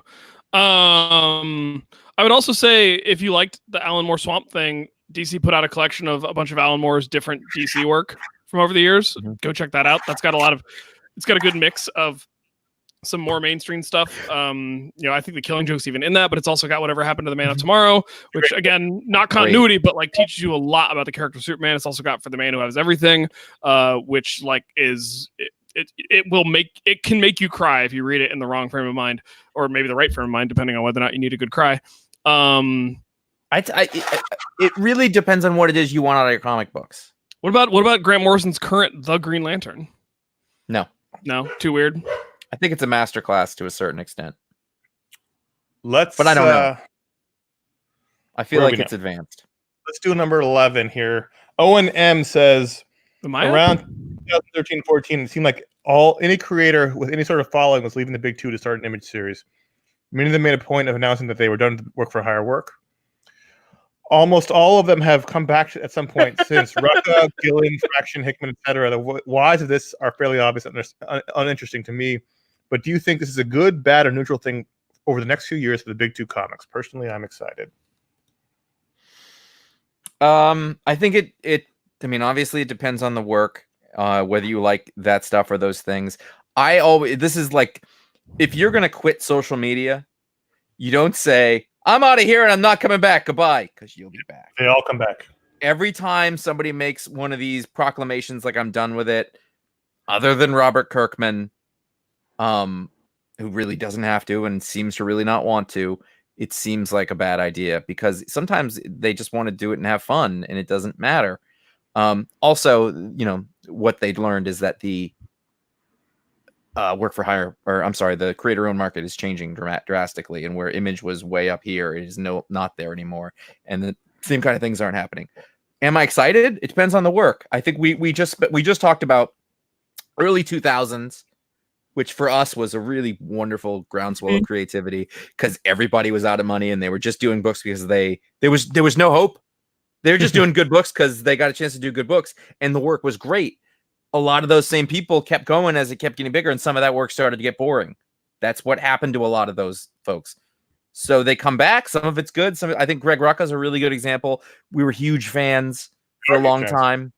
I think he lost his interest in stuff, and the things that he was putting out weren't always great. And now when he sends something, it's either, when he puts anything out, it's either really good or, it's okay. I'm almost more interested in the folks, Kirkman's the linchpin in this whole argument, but I'm almost more interested in an outlier who, Yeah, he's the pivot point around which all this kind of swirls, I think. There are only two folks I can think of who did leave and haven't come back. Brubaker and I guess Mark Miller to a lesser Miller's a good one. Yeah. Brubaker won't. He doesn't need to either. And Remender. I wouldn't be surprised if he comes back at some point. Okay, that's what I'd be curious. I like it. He made that TV money. You know, There's only one season. But he was showrunner for one season. Like he has. I get that. Besides personality-wise, he's the least likely to come back. I agree, but I still think there's like a 30-70 chance that we would see him again. This question and say that I'm more interested in who the next crop of writers is going to be. You know, like yes, I like all these people, Rucka, Gillen, Fraction, Hickman, but they blew up 5 to 8 years ago. Donnie Cates and Tom King and Tom Taylor, I want Ethan those Sachs. Guys should get a chance to run things and show what they can do. Not that I wouldn't. Mark Russell. Wouldn't prefer any of these guys to write a great book, and I enjoy Hickman's X-Men book and Fraction's Jimmy Olsen book and Rucka's Lois Lane book. Brian Hill. You know, let's let the next group take their time. That's what I think. Josh, 12.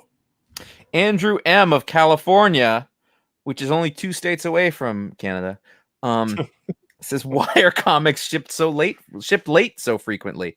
This is primarily in reference to comics that are late on the order of months to years. It happens frequently enough. I don't understand why the industry at a whole is not better at preventing it, especially with highly anticipated books. I knew there was no way Doomsday Clock would maintain the monthly schedule it originally solicited, so why would a DC editor think it could? I've been thinking about this for years, so I appreciate any insight. I know Connor has an opinion. They're late because artists take time. And it's also like when a person doesn't, when a person works remotely from their home or from a studio that's not physically at the location of DC or Marvel's offices, and they want to go off the grid and not respond to their editor, like at a certain point, there's not a lot the editor can do. It was a great Jay Lee story. Jay Lee. The story from Marvel Knights. Was it Marvel.com's recap? Is that what it was? The oral history of Marvel Knights that Marvel.com did. Great story about how one of the Marvel editors had to literally go to his house and stand over him because he was distracted by video games and other things. And it sucks, but if you want Gary Frank's work, you're going to have to take it. And the real question is, why don't they realize this ahead of time? And why do they solicit it as coming out monthly when it's never going to happen? Like, that's the real question, which I don't know the answer to. Well, there's a couple things. This bi-weekly shipping has kind of eliminated late books for 90% of the big two. They're switching artists around. They're working ahead. By the time they solicit, a lot of the work is done. So really, for me, this is indie books, and I know why indie books are late, because they're not making money from it. And they got to do other stuff to make money. And eventually, if you can't pay your rent on something, you can't give it a priority, so they get to it when they can. For many people, their eyes are bigger than their stomachs. I can do that, and then it turns out they can't. It's really hard to make a comic monthly. If you're an artist, that's pretty much all of your waking hours, and to then keep that up over a course of a year or so on a book that 5,000 people are buying, that's not great. Now, we're talking about, this, a podcast? We're talking about these prestige books where you got a Gary Frank, you got a guy like Frank Quietly, you got, everybody knows it, and we accept it. I'm not angry about Doomsday Clock. Give it to me when you can. I'm fine with that. I honestly, late books outside of the indie stuff and those prestige books, I felt like is not an issue anymore. And the work is suffering because of it, because the artists don't matter. I still look back with annoyance at the Infinity Gauntlet because George Perez didn't finish it. Ron Lim. I liked Ron Lim, but it wasn't George Perez. And I would have preferred, to have a collection now that was all George Perez instead of 4 issues of Perez and 2 of Ron Lim. It's endemic in the DNA of comics because they're artists and they don't necessarily work, a 9-to-5 schedule. Kirby, the people in the chat are talking about Kirby and how he was always on time. And it's true. His DC contract in the 70s when he was in his 60s had him at 15 pages a week. but he also didn't ink himself, and it was a different sort of way of working it. And also, he's the king. Ryan, you're 14. 14. It's Adam from Orlando, Florida. For Josh, Thank you. what exactly would be the worst case scenario for an interview with Alan Moore? Setting the parameters of him being the whole time, using up on you, and him fully agree with the interview and knowing what iFanboy does, and maybe what iFanboy is about. So he knows we're about stormtroopers hitting the floor. That's another show. I mean, for me, okay. Overall, I've been thinking about this lately. For how long? Who could say? When I do an interview with somebody, I want to have a conversation with them. And in order for me to do that in a way that I think is going to be entertaining and thought-provoking, I need to talk to them as if I am a peer of some kind. Which doesn't mean I make comic books, but it means that I can understand what they're talking about, their world, their industry, their art. And the interviews that work best are the ones where we are having a conversation more or less as equals. For me also, because I don't want to feel like I'm like, you're the best. And they're like, yes, I know. Thank you. That's why I've never interviewed Jonathan Hickman. Boom. That was a joke. He's very sure of himself. Not even like an asshole. He's just like, I'm very good and I know it. And it's true. No, but so the worst case scenario for Alan Moore with me is that the same worst case scenario as anybody, that I don't connect with them. And I ask them questions which they're bored of, and we don't have a conversation, and they don't respond to me like a human that they're having a conversation with, and they're just trying to get out of it. That's my formula. That's how I do it. So a lot of times people say, why don't you interview so and so? And I can't, my answer is usually like, I don't think it would be good. Like, I don't think we'll connect. I don't think, and it doesn't mean they have to be a friend of mine, but it means that we have to be able to have a conversation and connect. And I take risks. I talk to people I don't know. But it's, yeah, that's my formula. Do you prepare at all to try to? No. Okay. I mean, a little bit, like a very, like right before I get on, I'm like, is there anything I'm missing? But I will also just ask them, like, is there anything that you're working on that you want to talk about or whatever? But I have a conversation with them the same way that if I was to walk up to somebody and have coffee with them and we would start talking, and I hope that it works out. And it usually does, because people who love comics can find things to talk about. And I'm also very interested in the process. And I don't think they talk to people that much who are outside of, conventions and stuff like that. Process, and probably also to a certain extent history, right? Well, whatever it is that is interesting, or that those people find, interesting, I think. Would you do the interview? What? If you were offered the Alan Moore, would you do it? I Alan tried Moore's to do people, a raven is outside your door. You open your door. There's the raven hands you a note from its claw. I would be terrified, but there's no way I could turn that down. And I tried twice. I was fairly close. There was that one time we got pretty close to it. Yeah, we had a pretty good relationship with Top Shelf, and everybody who worked there. And he was doing League of Extraordinary Gentlemen at the time, and I thought I could float the question, and it kind of just fell apart and didn't happen. But it, like at the same time, I interviewed Garth Ennis once, and I kind of wish I hadn't. I started listening to an interview with Garth Ennis once, and I video one. Yeah. I mean, that was fine. It was fun or whatever, but I sucked. Like, it's one of the worst interviews I ever did, because I was in awe of him, and those interviews suck. Do you think you could do it better today? Like, especially both because of how you've matured as an interviewer, but also doing it over the phone versus doing it in person on camera? I don't know, because he doesn't give a shit about giving interviews. Okay. And it was very obvious. And, it wasn't that he was rude. It wasn't that he didn't give us his time, but he just didn't care to talk all that much. And he did it, but it was very like, I'm answering your question. It wasn't like we're having a nice chat. And that's not a knock on him. It's just not what he's interested in. So I try it again. I think you do a better job with him in a long form as opposed to the stand-up video interviews we used to do, which were I'm sure, those were tough. Or over a pint. Ryan A. from the UK says, if your fellow podcasters developed amnesia and had no recollection of any comics they've read, what would be the comic you would reintroduce them to first? What would be the comic you would first tell them about?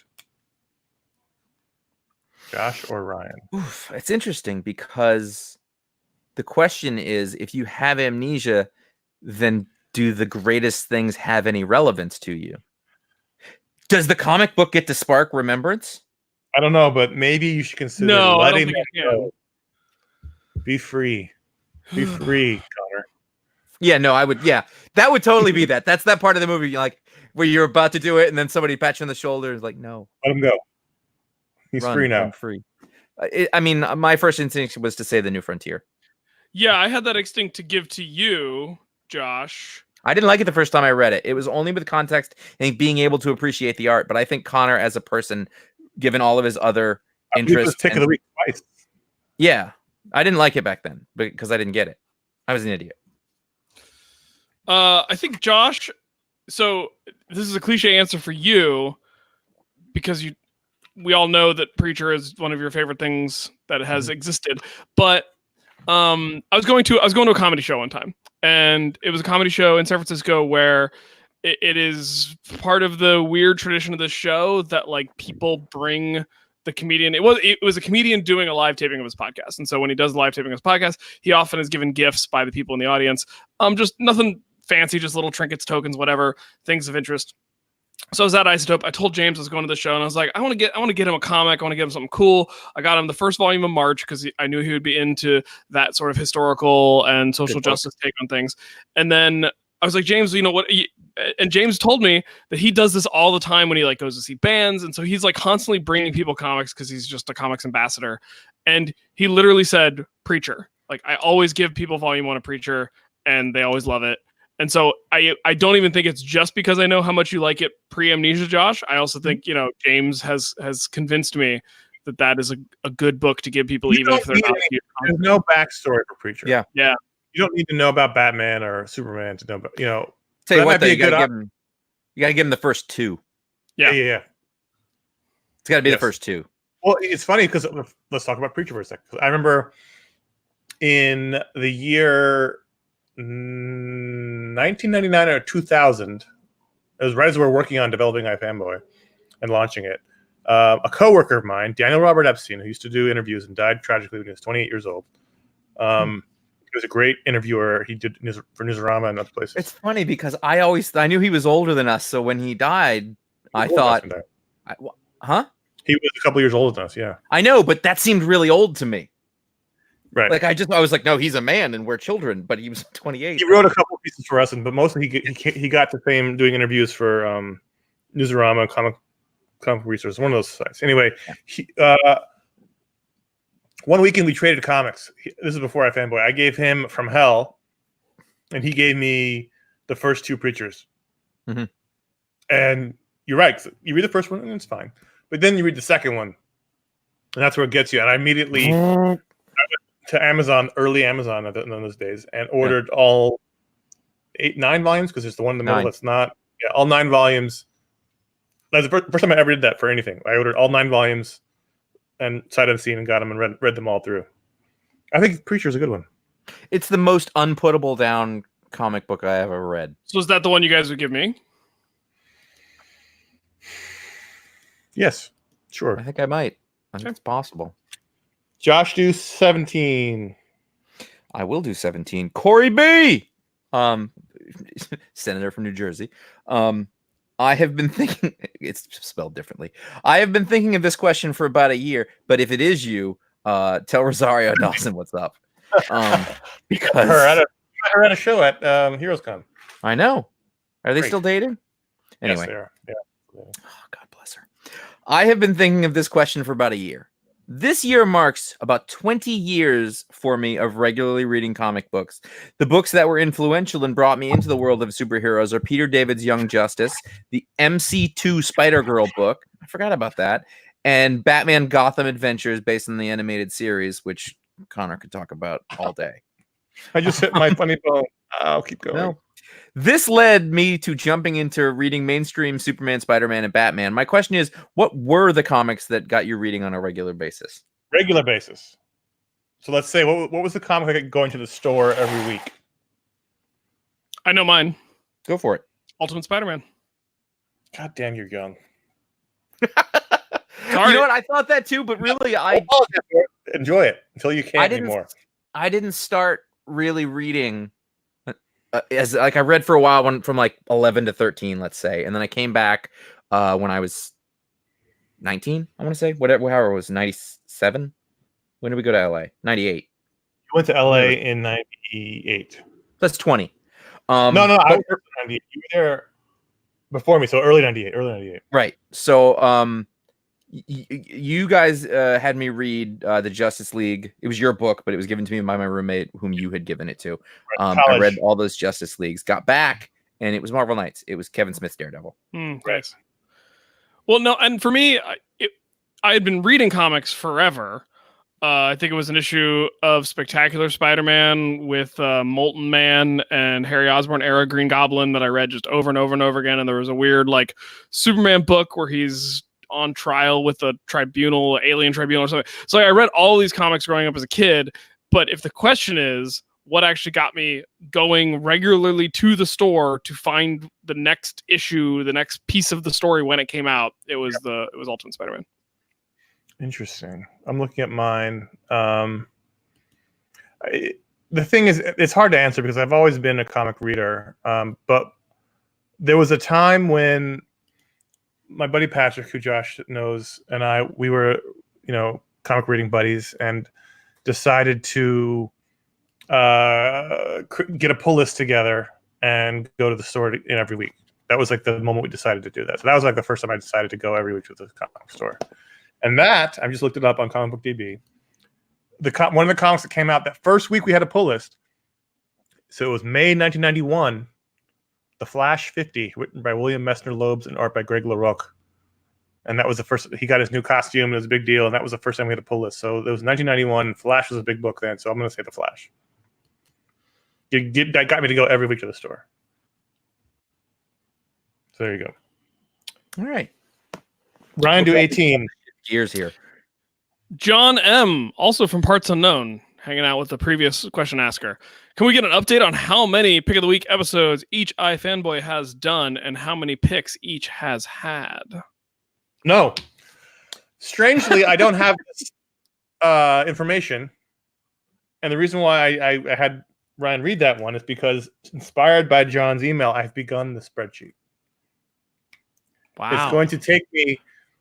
There was a 5-minute period where I started it, and I was like, I can get this done for the show. And then 5 minutes later, I was like, I cannot get this done for the show. So maybe next time we do one of these, John M., you can write again and ask the question again, because by the time we do the show again, a year from now, I will have done the spreadsheet. So I will have this information. I think I've had the pick 3 times, if that helps, Connor. That is not the most. But also the question is, how many have you done? How many episodes? Yeah, but I mean, I don't know how many picks I've had. It was part of the question. Do you know how if you put something on Ron Burgundy's teleprompter, he will read it? Yeah. If you give Connor a data set that he has to write down in the spreadsheet, he has to do it. Well, in all honesty, I had been thinking about it before this email came in because I was kind of curious, but I don't have it in front of me, so that's fine. Mm-hmm. Josh, I'm saying your name because this is a question relevant to you. Ken O from Madison Heights, Michigan. Let's say the world goes even more off the rails in 2020 and Neil Stephenson decides to adapt all of his novels into comics. Which artist do you want on which book? Here's one to get the ball rolling. Matteo Scalera does Snow Crash. That's a really good casting job. I hate questions like this. I hate questions like this? Pick one book. One. We'll move on. Seven Eves by Liam Sharp. Interesting. Sharp? I don't think I agree with you. On this one. You've seen the way he draws spaceships? But Seven Eves is not just about spaceships. That's where the art's gonna. That's where the art's gonna sing. I mean, it's not a bad argument. I just don't think I agree. And when I say I hate this, I'm not saying Ken's asking a stupid question. It's that like I don't want adaptations of those books. Those are my favorite books because they're written in novels in novel form. And everybody's listening to the show and I was like, I hate the idea that just you like something, it needs to be adapted into comics or vice versa. If you like a comic, it has to be made into a movie. Just let the novel be the thing and let the artists, come up with a comic book. That's why. But as a thought experiment, I get it. Let's do Ryan. Do 22. Also from Orion, but this one ends in an S. 1. Are any of you still reading any comics series in trades that don't make the weekly show? Should we pause to answer? Or do you want me to read all three? No. No. The last two were Invincible and Walking Dead. Since I switched to reading my weekly comics digitally, my purchasing of collected trades has dropped off, and I also live in a 1-bedroom apartment now. So my collecting of trades that are just collecting things I've already read has gone down a lot. 2, can you recommend a nonfiction book you've recently read recently?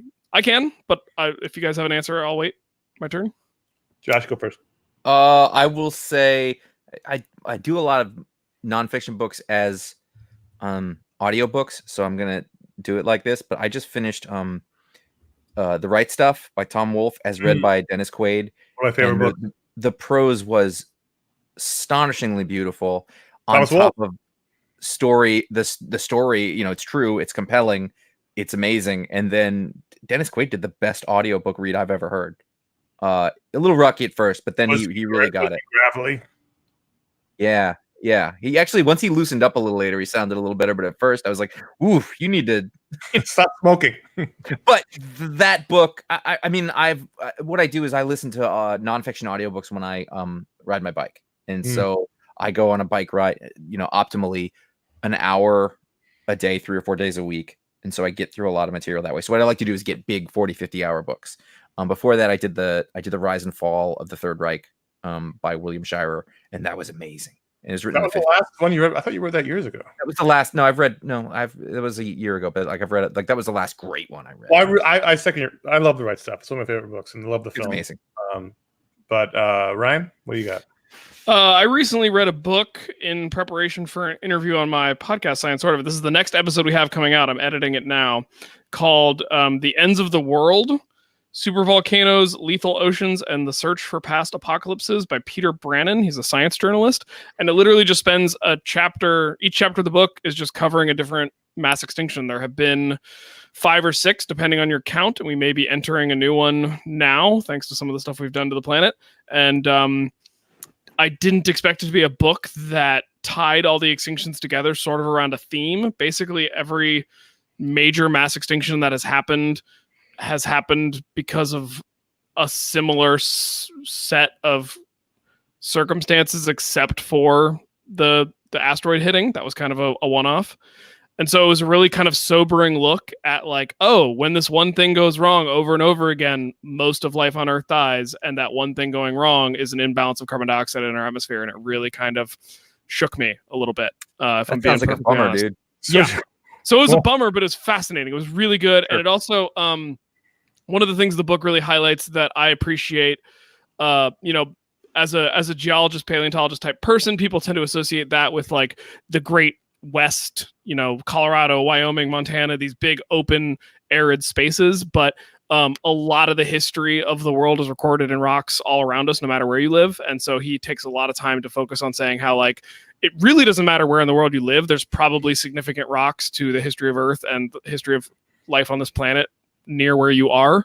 And I just really like kind of making Earth history more accessible to people who don't have the means or the interest of going out into the Badlands. So I thought that was cool. So that was the most recent nonfiction book I read. Switching gears, I'm in the middle. I'm about 2/3 the way through Bruce Springsteen's autobiography, and it's very good. I've heard that. It's very good. He's a good writer. I have a book on him written by the guy who wrote the memoir of Brian Wilson that I read, and I loved that. So I picked up. I'm not a big I'm not a Springsteen fan. Right. I like him. I'm not one of those people that go to all the shows when he comes to town either. But he's had a very interesting life, and it's a very well written book, and he has a very clear and strong voice. Clearly, I like it. I'm flying through it. It's really good. We need to save all this stuff for the year-end show, but I will say very quickly, I read Jeff Tweedy's memoir, and I'm not a giant Wilco fan or whatever, but the book was really good, and he's super, super funny. Also, if you're ever doing this again, and you're like, I don't listen to the live show, the chat has been going on for quite some time now about how Connor is no longer Connor. He's an imposter, not unlike Billy Shears and Paul McCartney. and it's going on for quite some time. Listen, there's evidence for both sides. Ryan, really quick, the last very question. funny. Real question. Last question. Favorite vegetable to prepare on the grill? Corn. I was also going to say corn. I also do a pretty good zucchini on the grill. I just cut it in half lengthwise and then score it cross hatching style so that you can get a rub with some oil and some spices to penetrate into the zucchini and just give it a good hard grill. Get some nice grill marks on there, and I really like a grilled zucchini. Josh? I was gonna say I like a sweet potato if you can do it right. It's hard. Grill? Yeah, you can do it. It's really nice, but if you're not careful, it burns the outside really fast. But it's good. Also, I just like a big fat slice of like a hunk of onion. Hunk of onion's nice on the grill. You cook it that way. Yeah, no, that's really good. Also, it's not a vegetable, but like I'll never say no to a grilled portobello. Mm-hmm. I like we'll grilled. allow it. It's a fungus. To Michael D from Newcastle, England, in the UK. I'm a British listener and a lifelong fan of the comic 2000 AD. Almost all the stories in 2000 AD have a long continuity, the main case being Judge Dredd, who has 40 plus years of continuity across more than one title spinoff, but still remains new reader friendly for the most part, all without any reboots or recons. I'm sorry, he means retcons, unless he means spy stuff, which is cool too. The world even moves in real time, with 1 year in Mega City 1 being a year in our time, which I think leads to more compelling stories as the characters age in real time, actions matter, and death remains death. My question is, would you like to see either of the big two or any other comics universe go with this approach? I appreciate that these characters are now iconic, and this idea would all be impossible, but I like the idea of the characters going through trials and events that are going to stick with us and not just be rebooted or forgotten about every few years. It's one of my biggest reasons I read fewer and fewer DC and Marvel titles. I didn't know that was a thing about Judge Dredd. I think it's fascinating, but I think Spider-Man Life Story just taught us why it's not a great idea for mainstream American superhero comics. Correct. Yeah, I'm just gonna accept what you guys said. I mean, it's awesome that it's in there and it exists that way. But mainstream comics should be, in my opinion, should be what they had been for most. I don't like what they are right now, but what they were before that. That's sort of one ongoing story. And Stan Lee made it so that the gaffes and the no prizes, they're part of the game. Marvel nothing makes sense. Nothing matters. Forever. I mean, it's really a lot of fans have this opinion. They want the characters to grow with them, but the fact of the matter is, Peter Parker's got to be Spider-Man for 40 years from now, just like he is from now. I kind of like that the Marvel universe, the DC universe feels like it plays with this a bit more, but I kind of like that the Marvel universe is always a place where everyone's only been doing this for like 10-ish years, maybe. Like that's kind of cool. Like Cap has to always have just come out of the ice relative to when that story is taking place. Like if he loses that man out of timeness because he's been unfrozen since the 1970s, like that's not interesting to me. I'm also sure that there are continuity gaffes over 40 years. Oh, for sure there are. It's not real. No way there aren't. That's not real life. It's gonna have to be. They're gonna have to do whatever they have to do for the story. I feel like there are continuity gaffes in my own life, in real life. I don't know that I'm consistent. Josh, 26. 26. T. Scott B. MD. I think that means he's from Maryland, but T. Scott B. might be a doctor. He's a doctor. I like that better, doctor. One of my favorite parts of the show is the dumb patron superpowers segment. I'm one-man band Blossom Man, by the way. I'm very proud of it. My question is this. As you near the end of the new patron list, will there be a feature to replace this bit? A corollary to this is there someone who has a giant spreadsheet of all the patron powers? We'll get to that second one in just one moment. But I think it's important for T. Scott to know that we are not near the end of this list. We thought we were, but we were wrong. So it's going to go on for a while. It's not, and plus people keep joining. As people join, the list gets longer. So it's not going to go away anytime soon. Yeah, no, that's not a worry. If it does end, then there'll be, we haven't talked about it, but as far as I'm concerned, there's no new segment. It's just that we'll stop going long. The show will go back to an hour, and I'll get my life back. The second question, which was, is there someone with a giant spreadsheet of all the patron powers? Yes, there is. There is a man named Chris who keeps the list for us. He is the unsung hero of iFanboy, quite frankly. And every time we do this show, he sends in the analytics Analytics report, which we're going to give to you now. He wrote in and said, here he submits his report. This is like a shareholder meeting now. What's happening? Yeah, we have to go. This is a business. We have to go through the business part of it. So this is the iFanboy Data Analytics Annual Report 2018-19, episodes 650 to 699, September 2018 to September 2019 for Mr. J. A. Flanagan, C.S. Kilpatrick. So this is the annual report and of the Patron Powers. We always appreciate this segment. Thanks, Chris, for keeping track of this, despite the fact that some of his things are snarky on the spreadsheet. So let's go through this. Hopefully you can see this on the screen. Patron Powers update. These figures relate to shows released 9 September 2018 to 8 September 2019. This is year 3 of the Patron Powers program. Total number of powers bestowed this year, 201. Josh did 88. Connor did 92. Ryan did 7. Ryan Haupt did 17. Jim Viscardi did 2. Paul Montgomery did 2. And total overall powers bestowed from episode 550 to 699 is 601. We've done 601 Patron Powers. Wow. That is insane. Josh has done 241. Connor's done 238. Ron did 82. Ryan Haupt is on 30. Jim Viscardi's on 6. Paul Montgomery's on 4. There's a lot. It's going to be like 3 years before I pass Ron. Superhero names bestowed at the same time as the power, 16. It's the same number of superhero. This is the same number as last year, which is weird. Duplicated powers in the last year, 58. No one appreciates you keeping track of that, Chris. This is a very hard thing to do. Can I get that broken down by name? There were 15 duplicated powers in 2016. If you look at the spreadsheet, he picks it pretty clear when they're duplicated. There are 15 duplicated powers in last year and 16 this year. So we're pretty consistent on that level. The top 5 most favorite body parts were specified or implied this year. Body parts were specified in 77 powers. The 5th most body part was the eyes with 6 powers. The 4th was the fingers with 8 powers. The 3rd was the hands with 10 powers.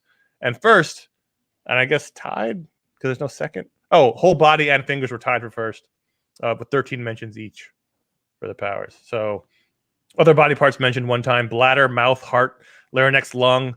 There's a lot of power. Special mention to Dr. Haupt for a power involving the limbic system. I don't remember what that one was. 2 mentions each for ears, legs, and hair. 3 mentions each for skin, nose, nostrils, various glands.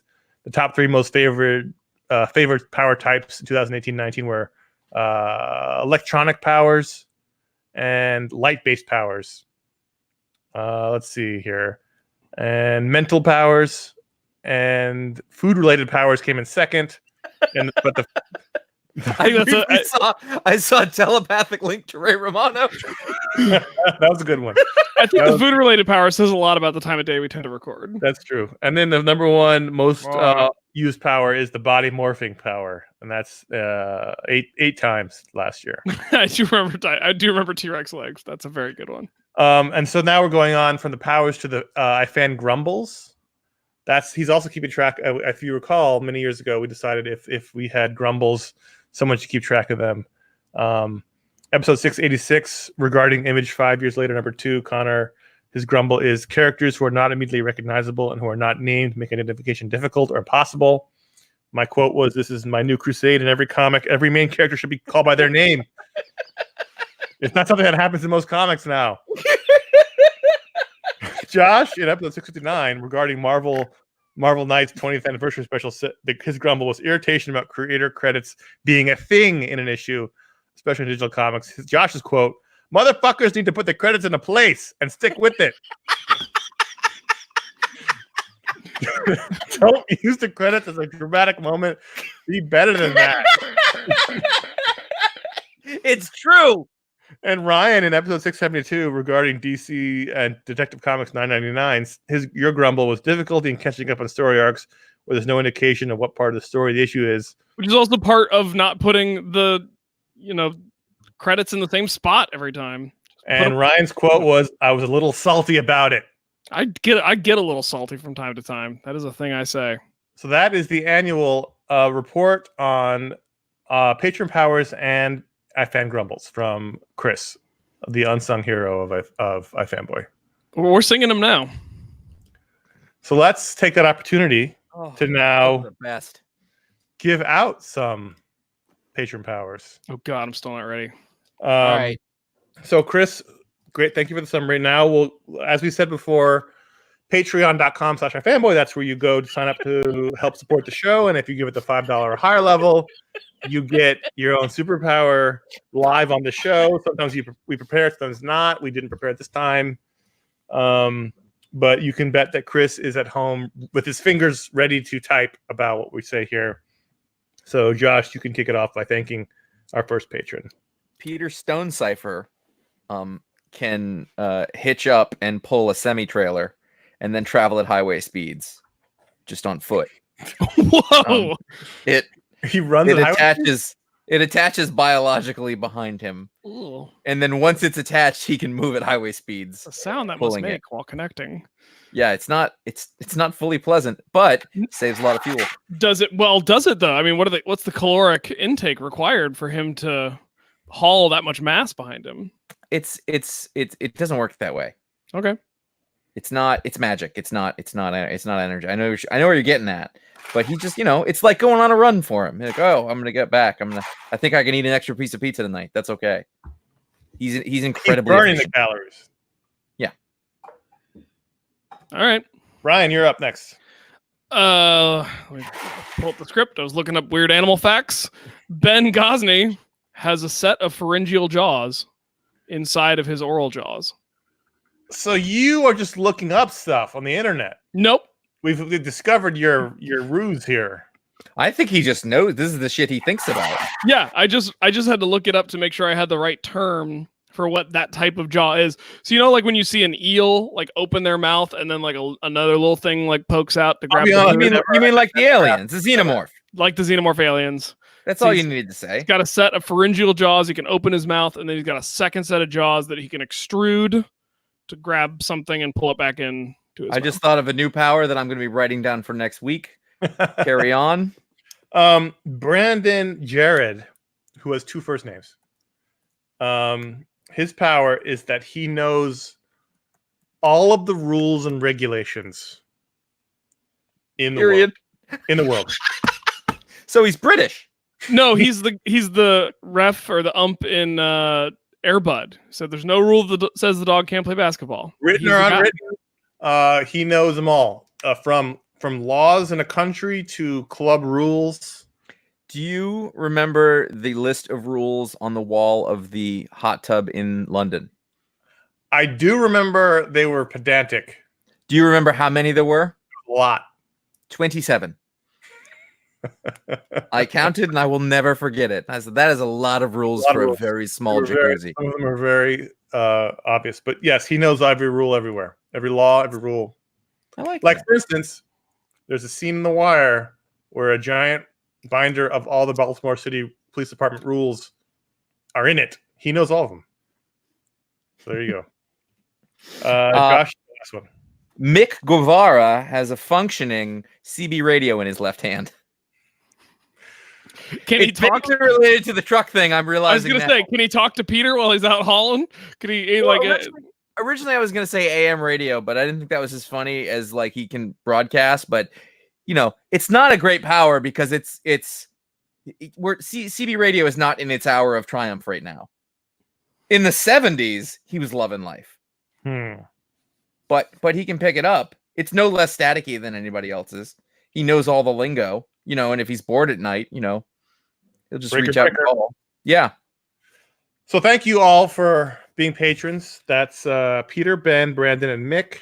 Patreon.com/iFanboy. You can go $5 higher level, get your patron power. The next couple of questions are very specific to various ones of us. Josh, why don't you do 28? Brian C. of Cleveland says this one's for Connor. Cleveland, just across the border, the lake from Canada. Connor, what is your routine for shaving and caring for your head? I've been buzzing my head with clippers for years now, and I'm thinking it might be time to just shave it smooth. What's your secret to keeping it looking so good? Razor and then moisturizer. That's it. That's all. He cuts it not infrequently. He'll cut my head today. That's not true. You're better at it now. You do have you lucked out. Better tools. Listen, nobody likes to go bald. And listen, I know that there's some razors that you only use in your face, so he's not recommending that. But you have a good head. Like you lucked out in that way. This is when we find out that Josh has been a secret phrenologist this whole time. He's just obsessed with the shape of people's skull. I mean, after I sort of tapped out of the eugenics thing, I did move People along. in the chat room are saying my head looks just like the original Connor's head, which is a good compliment. A lot of surgery. It's such a good joke. I appreciate this running joke, and I thank the patrons for it. The people in the chat room. Yeah, the people in the chat room who didn't pay for shit. Just straight razor and moisturize afterwards. All right. Troy from Do you do it in the shower? Or do you do it after you get out of the shower? No, I gotta go see it. I tried that for a while, but there's just too many bits and pieces. Troy from Woodbridge, Illinois. Question for Ryan. Is it difficult to step into the podcast when called upon? Do you feel confined by the format? Do you ever just want to break the format and do your own thing? I think about these questions each and every time you step in and guest host. This is a good question. I feel like this is about Troy. Yeah. So to work backwards, do you ever want to just break the format? No. I mean, I've been listening to the back. Right. I want to keep doing this, but also like I've been listening to the show for so long before I was kind of called up to the big leagues that when I'm asked to do the show, I kind of just slip into doing my version of whatever it is I've heard over and over again. I even think, I don't know if you guys pick up on this, I almost feel like I try to act more like Connor when I'm doing the show with Josh and more like Josh when I'm doing the show with Connor. I don't know if that comes through at all, but it's in my head where I'm just like, oh, I gotta be that style of co-host for this episode. I think that's noticeable, if not necessarily consciously. I never try to act like Ron. Sorry, what'd you say, Connor? You be yourself. You should just be yourself. No, I am, but it's like I think all of us would agree to some extent. And the other thing is like I've been podcasting for a decade too, so it's not like podcasting as a format is foreign to me. I think all of us would agree that when we're on a show of any sort, that we are being a heightened version of ourselves that doesn't really exist outside of the show. It's authentically me, but it's a heightened version of me. That I don't mind doing. It's performative. I get like an actual performance high off of doing a podcast the same way I would do performing a live show or giving a talk in front of an audience or something like that. Is it difficult to step into the podcast when called upon? Really, the only difficulty is scheduling and getting my comics right on time when normally I would get them done at a leisurely pace. I am truly thrilled and excited to get asked to do the show. I've been friends with the guys since WonderCon 2006, 2007. At least that was when we all met in person for the first time. It was around then. Yes, it was. And it had to be 7 because we were doing the video show then. 8 was the year that I went the first time. Then it had to be 8 because you were there too. It had to be 8. It was one of the years of the isotope parties. Yeah. It was the Darwin year. Yeah. So yeah, I feel like, I've known the guys for a long time and we're legitimately friends. And so it's exciting for me to get to the show because I like talking about comics at the level that you guys talk about comics. I don't get that in my daily routine anymore. I don't have a local comic shop where I go talk about these things. So I like getting to have those discussions and I like just getting to hang out with my buddies. So the format is to, you ever listen to a show and they have a guest on and the guest is doing something that isn't anything like the show you want? Like the format prevents that. You know what? Let's put a pin in that. Please. Because there's a question about the format later on. Josh, do 30. Adrian Z, aside from anything, is there anything aside from the patron pick that would get Connor to read a Star Wars comic? No. Let's do another one. I knew exactly what was going to happen and the form which you would take, and I wasn't wrong. Listen, I've made my points on this in many shows. I went back. I read the first 3 or 4 issues of the original Star Wars comic, Jason Aaron, not the original, but the new one. And it didn't work for me. It made Star Wars less fun for me, and that's where I'm at. I don't, I'm 1,000% in agreement that you are doing what is right for you. Everyone should do what's right for them. I don't really want to. I had fun reading that Boba Fett one, the Patron Pick Fan. It was a good book. I'm not saying these aren't good comics. I'm just saying it was changing the Star Wars experience for me, and that wasn't fun. It was adding ingredients to a recipe which you already think is perfect. Right. And I remember exactly the moment it was. It was when, in that issue, Luke and Darth Vader met, and that to me changed Empire then, because then Empire's not the first time they meet.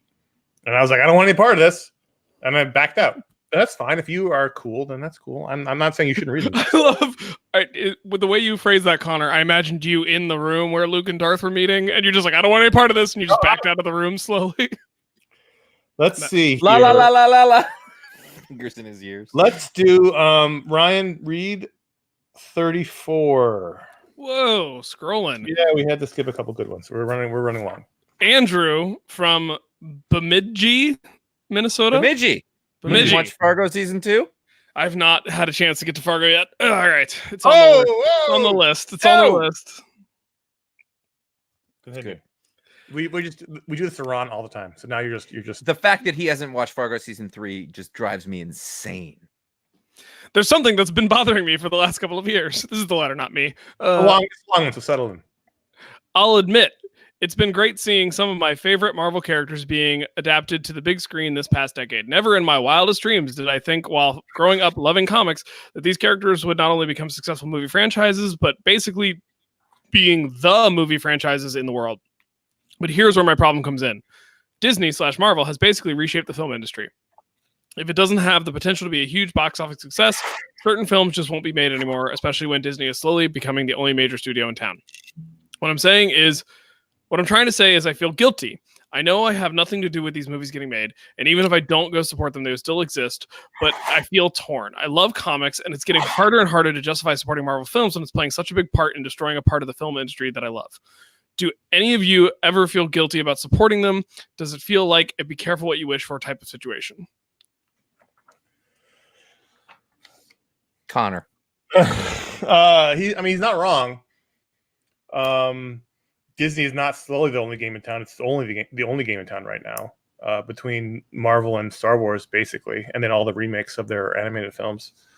I have thought on these lines, but like he said, there's no difference I can make if I don't go see the Marvel movies. It's still getting made. And the other side of the coin is, if you take away all these films, does the whole industry collapse anyway? There's an argument to be made that these films are propping up the film industry, because without them, no one's going to the movie theaters. Right. So, what can you do? What can you do? Okay, so first of all, it's a good question there, and I think you're really hitting the nail on the head. And good job for you there. But yeah, I agree with you. But the thing is, though, Andrew, is I don't feel guilty. It's not it's not my fault.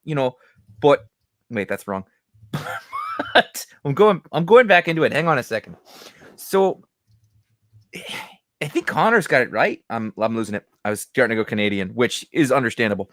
I think Connor's got it right, and I hadn't thought about it with that. Is that it's like Marvel and DC. It sucks that they're not a lot of choices in that what it is, but without them, they might not have anything.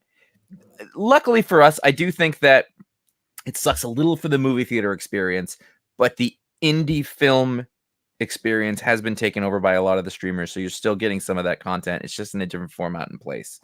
And I don't really live in a place that has a good indie theater nearby that I can go see a lot of that stuff like I used to, which used to be my favorite thing to do.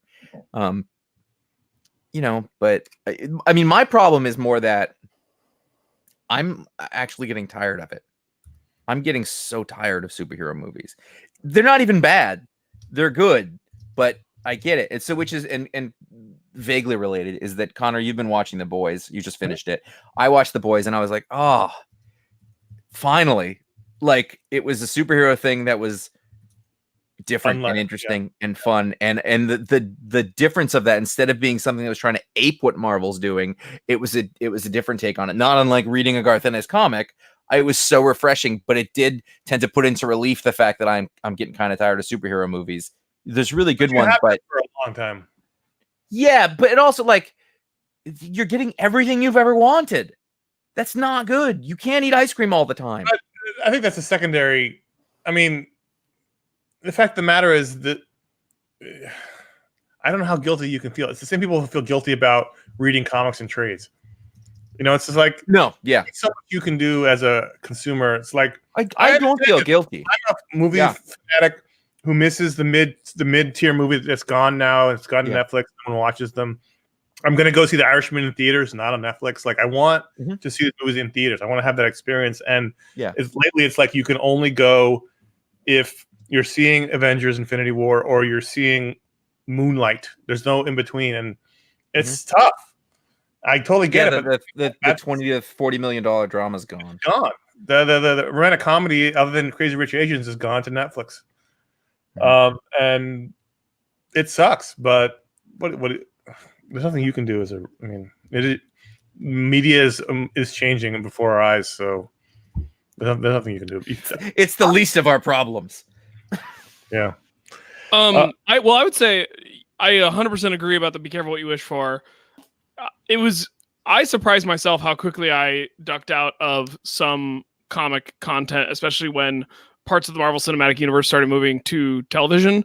But I also have to say that, like, I'm the kind of person that, you know, something has to be really like provably problematic for me to feel guilty about enjoying it on any level. Like, I'm the kind of person that, you know, if you like something and the thing you like is not hurting anybody, like, it's probably okay to just like that thing.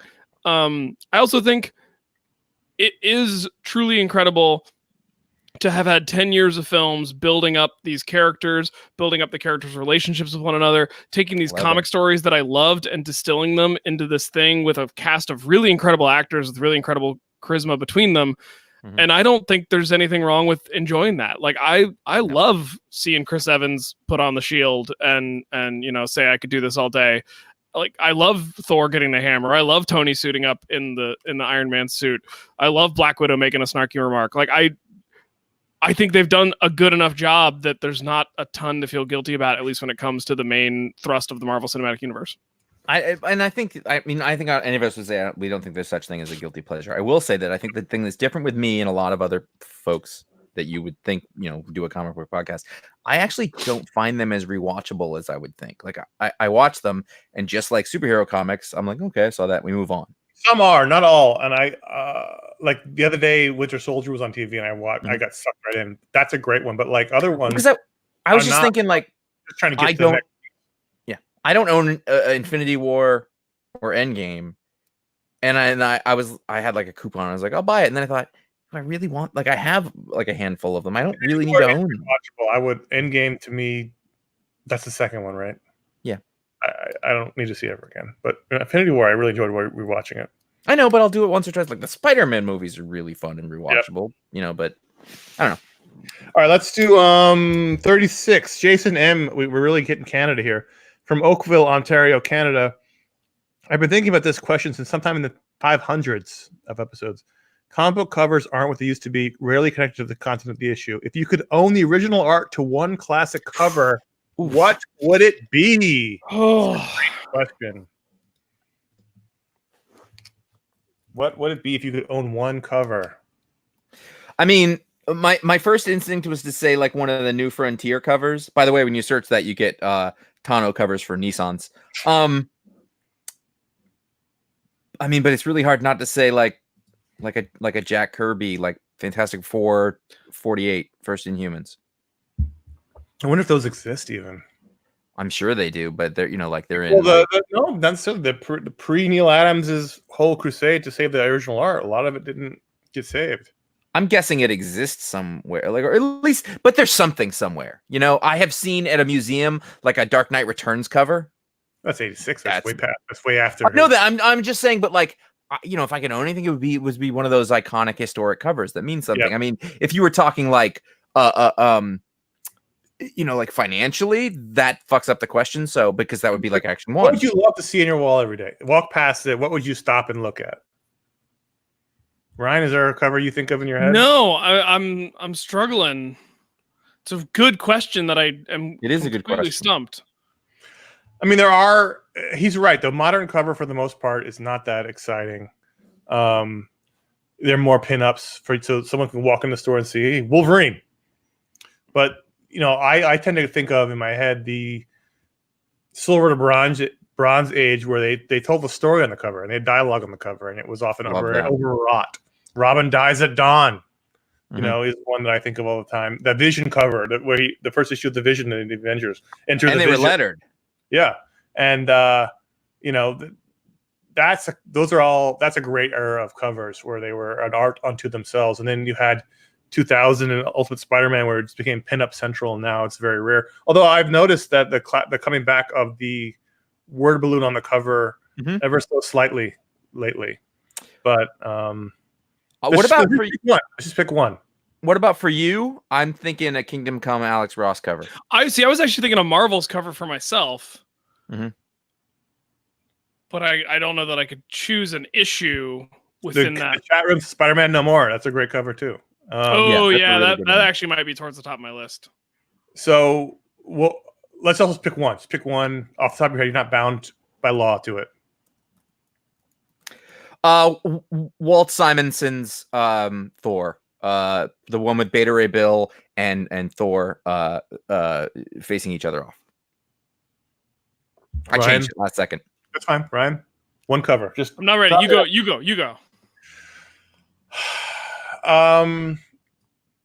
You know, this is just popped in my head just at this moment. Mike Mignola did great covers for the Death in the Family, and I think the third issue where Robin's getting blowed up, that's one I would have on my wall. Remember that Thor cover you sent me earlier today or yesterday? Yes, yeah, I do. That's a really good one, but I was just looking for best Kirby covers, and I might have to change my answer to Avengers #4.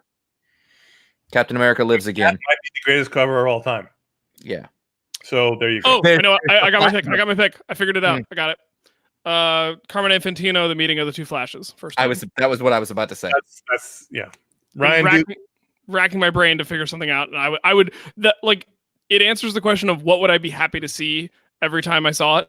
That one would make me happy. That's a really good answer. Good answer. Ryan, do 38.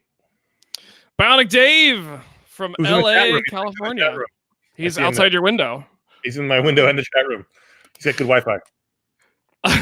I like to help your show any way I can via monthly Patreon, using your Amazon link. I wear your underwear, etc. And I've thought and gravely worried about the next way to close to 3 years now. No, the next way for close to 3 years. He's thought about it for 3 years. Gotcha. Does it weaken your numbers if I stream iFanboy versus downloading it? No. Easily answered. No. Any way you listen to it, this is great. What I tell my friends about my own show is I have a lot, you have friends and they're like, oh yeah, I know you do a podcast, but I don't really listen to podcasts or whatever. And I always tell my friends that if they want to be my friend, they're required to download the show and then delete it and then download it again. And that fulfills our obligation, even if they never listen. And actually, once you download it, it doesn't even matter if you ever listen to it. Josh, why don't you tell the people how, much like Bionic Dave, they can help the show? Yeah, and I would just say for anybody who's listening, you don't worry about it. If we offer something to you, take it. Just like comics, like buy it whatever way you want. The format, totally cool. Yeah, don't worry about it. But what he is doing that does mean a lot to us is that he said that he's a patron. He contributes monthly. He likes what we do. He values this thing. I've said many times before that means a lot to us. It really helps justify. I described this earlier as a part-time job, and it occurred to me over the past year that really, in order to justify the amount of time that we spend on this, and I know that it sounds like we talk to you for an hour, but you would be shocked by how much time the whole thing really does take up. And that really helps. And it's a really big deal. And also just in the way the economies of these things work this day, when you do stuff like this, you keep it alive. And that's a really big deal to us. And we appreciate it. The next stretch goal, because we do want to give back to it. And I hope that you've been enjoying the book explodes and the talk explodes and the patron powers and all that stuff that come from this. You guys did that. You earned that. So there's more stretch goals in the future. The next one is a non-comics media podcast. We are moving closer to it. There's been movement. Along with putting all the full-length video shows and minis on our YouTube channel for you to enjoy. The more direct ways, you can go over to ifanboy.threadless.com. We have 7 designs over there, including really the unbeatable Nothing Makes Sense, Nothing Matters, which is, I think it's starting to be like, this is how comics should be. In reference to that 2000 AD question earlier, I don't know if I want it to make sense or matter anymore. I think maybe it shouldn't. But you can get that on t-shirts and hoodies and phone cases and bath mats and all sorts of weird stuff. Also, if you don't want to deal with any of that, you're like, what can I just, where's the tip jar? What's the thing you do? Get to ifanboy.com/support. There will be a direct donation via PayPal portal route there. And then finally, if you go to ifanboy.com/Amazon, you will find links to buy the books that we talk about in the Booksplodes on and a general link to Amazon. And you will also find links to Amazon to purchase like the song that we use for every episode. That links through there. Like that song, you want to get that one, or the pick of the week is linked there. And also as you go through there, anything you buy on that helps us out. So those are several ways to do that. I thank Bionic Dave and everybody like him who is considerate, who thinks like, oh, you know what, I want to support this thing. It isn't going to take me a lot to do. It's important to me, and I want to show them that, and we know it and we appreciate it, and we really love you for it. So thank you. Thanks to everyone. I would like to point out in the chat room, they want to know where the error in the script is. We've mentioned that. I didn't put the fucking book information. I don't understand how that happened. Literally the biggest error that he's ever made on a script. But also kind of irrelevant because there's only 2 books, so we knew what they were. Roy S. from Pittsburgh, Pennsylvania. What would you call your show website if you could do it all over again? No secret that we don't love the name. Not this. No, I will say we've talked about it before. Yeah, it would be really hard. I don't know what we'd call it, but it would not be this. Yeah, I mean, at this point, also when we started, there were not so many comic books, but now, I mean, search comic books in iTunes, or but Apple that's why Podcasts. we call the iFanboy comic book podcast in iTunes and not the pick of the week show. Panel pals. And as after you see that the first one is us, then you can look at some of the other ones and see how many there are. And even with a shitty name, we're still the best. So I don't know. We chose that name at a very specific time and place, full of vim and vigor. We were kids coming out of college, looking to reclaim the name Fanboy. Fanboy.com was taken, so iFanboy was what we went with because of the internet nomenclature at the time. And 19 years later, a generation later, Josh, we're stuck with it. So there you go. Whatever it is that we think of would probably not seem to fit and not be catchy, and we wouldn't be around. Like for whatever reason, like we can say we don't like it, but you can't tell us that that didn't. Nothing will beat the first Comic-Con we went to, and you went to talk to Greg Rucka, give him a sticker, and he said "Ifanboy," and we went, "Oh fuck." Fanboy. I don't. That was in discussion. It was we debated between iFanboy and eFanboy. That was 100% the discussion. Everything was E at the beginning of the internet, and then Apple started changing everything to I. No, but we did it before that. Fanboy Pod. The iPod had just come out because your brother got one. Not in the year 2000. I don't remember when he got it, but he had the first one. I don't know. This was not related. It was the iMac then. No, it was not related to the Apple at all. It was. We were discussing between I and eFanboy because everything was E something, but we liked the idea of I because I, fanboy, right. like I am fanboy, and that's what we went with. And I'm glad we went with iFanboy instead of eFanboy. Yeah, that's even worse. At this point, the thing I really don't like about it most is it says boy in it, and I feel like that's not. Well, that was that's a whole other discussion. That was the word at the time. So the answer is so I think the answer we've agreed on is iFanmen. Ryan, do 40. Also from another Ryan K. I've heard Josh mention several times the comics that he has written or self-financed over the years that haven't seen the light of day. My question is, why haven't these projects been released? I would pay my hard-earned money dollars to read a comic Josh has written. I don't think I'm alone in this. There is a Josh Flanagan novel that you can purchase on Amazon. Is that still up? Yeah, I think. Yeah, that's going on. I wrote that 10 years ago. It's been up for about 8. That was a NaNoWriMo project that you fleshed out. Yeah, it was. And then when he was writing that book, I was alone doing the website for a month. Josh, what do you have to show for it? I have a book. And website. I mean, the real deal is that Real talk. I was really into it, and I was going full on, and then I had kids, and No, but you have a bunch of comic projects. Yeah, no, but I'm this is my excuse is like, and for some reason, like the amount of energy that all took up, and my son as a baby and as a toddler and to this day is pretty intense, as a life experience, and I was trying to figure out what's happened because I just lost the drive and energy to do it. Like I didn't think of things anymore, and I know that's really sad, but I kind of came to terms with it to a certain extent. And then the other side of it was like, it became relatively clear to me when my best friend was second in command at Image Comics and I couldn't get anything published that I was like, oh, well, I'm not going to make a career and this is not going to be my job. Huh? Did you pitch him? I pitched at least 3 projects while he was there. One of them was by an artist who, at least one of them was Ibrahim Mustafa, whose book we talked about today.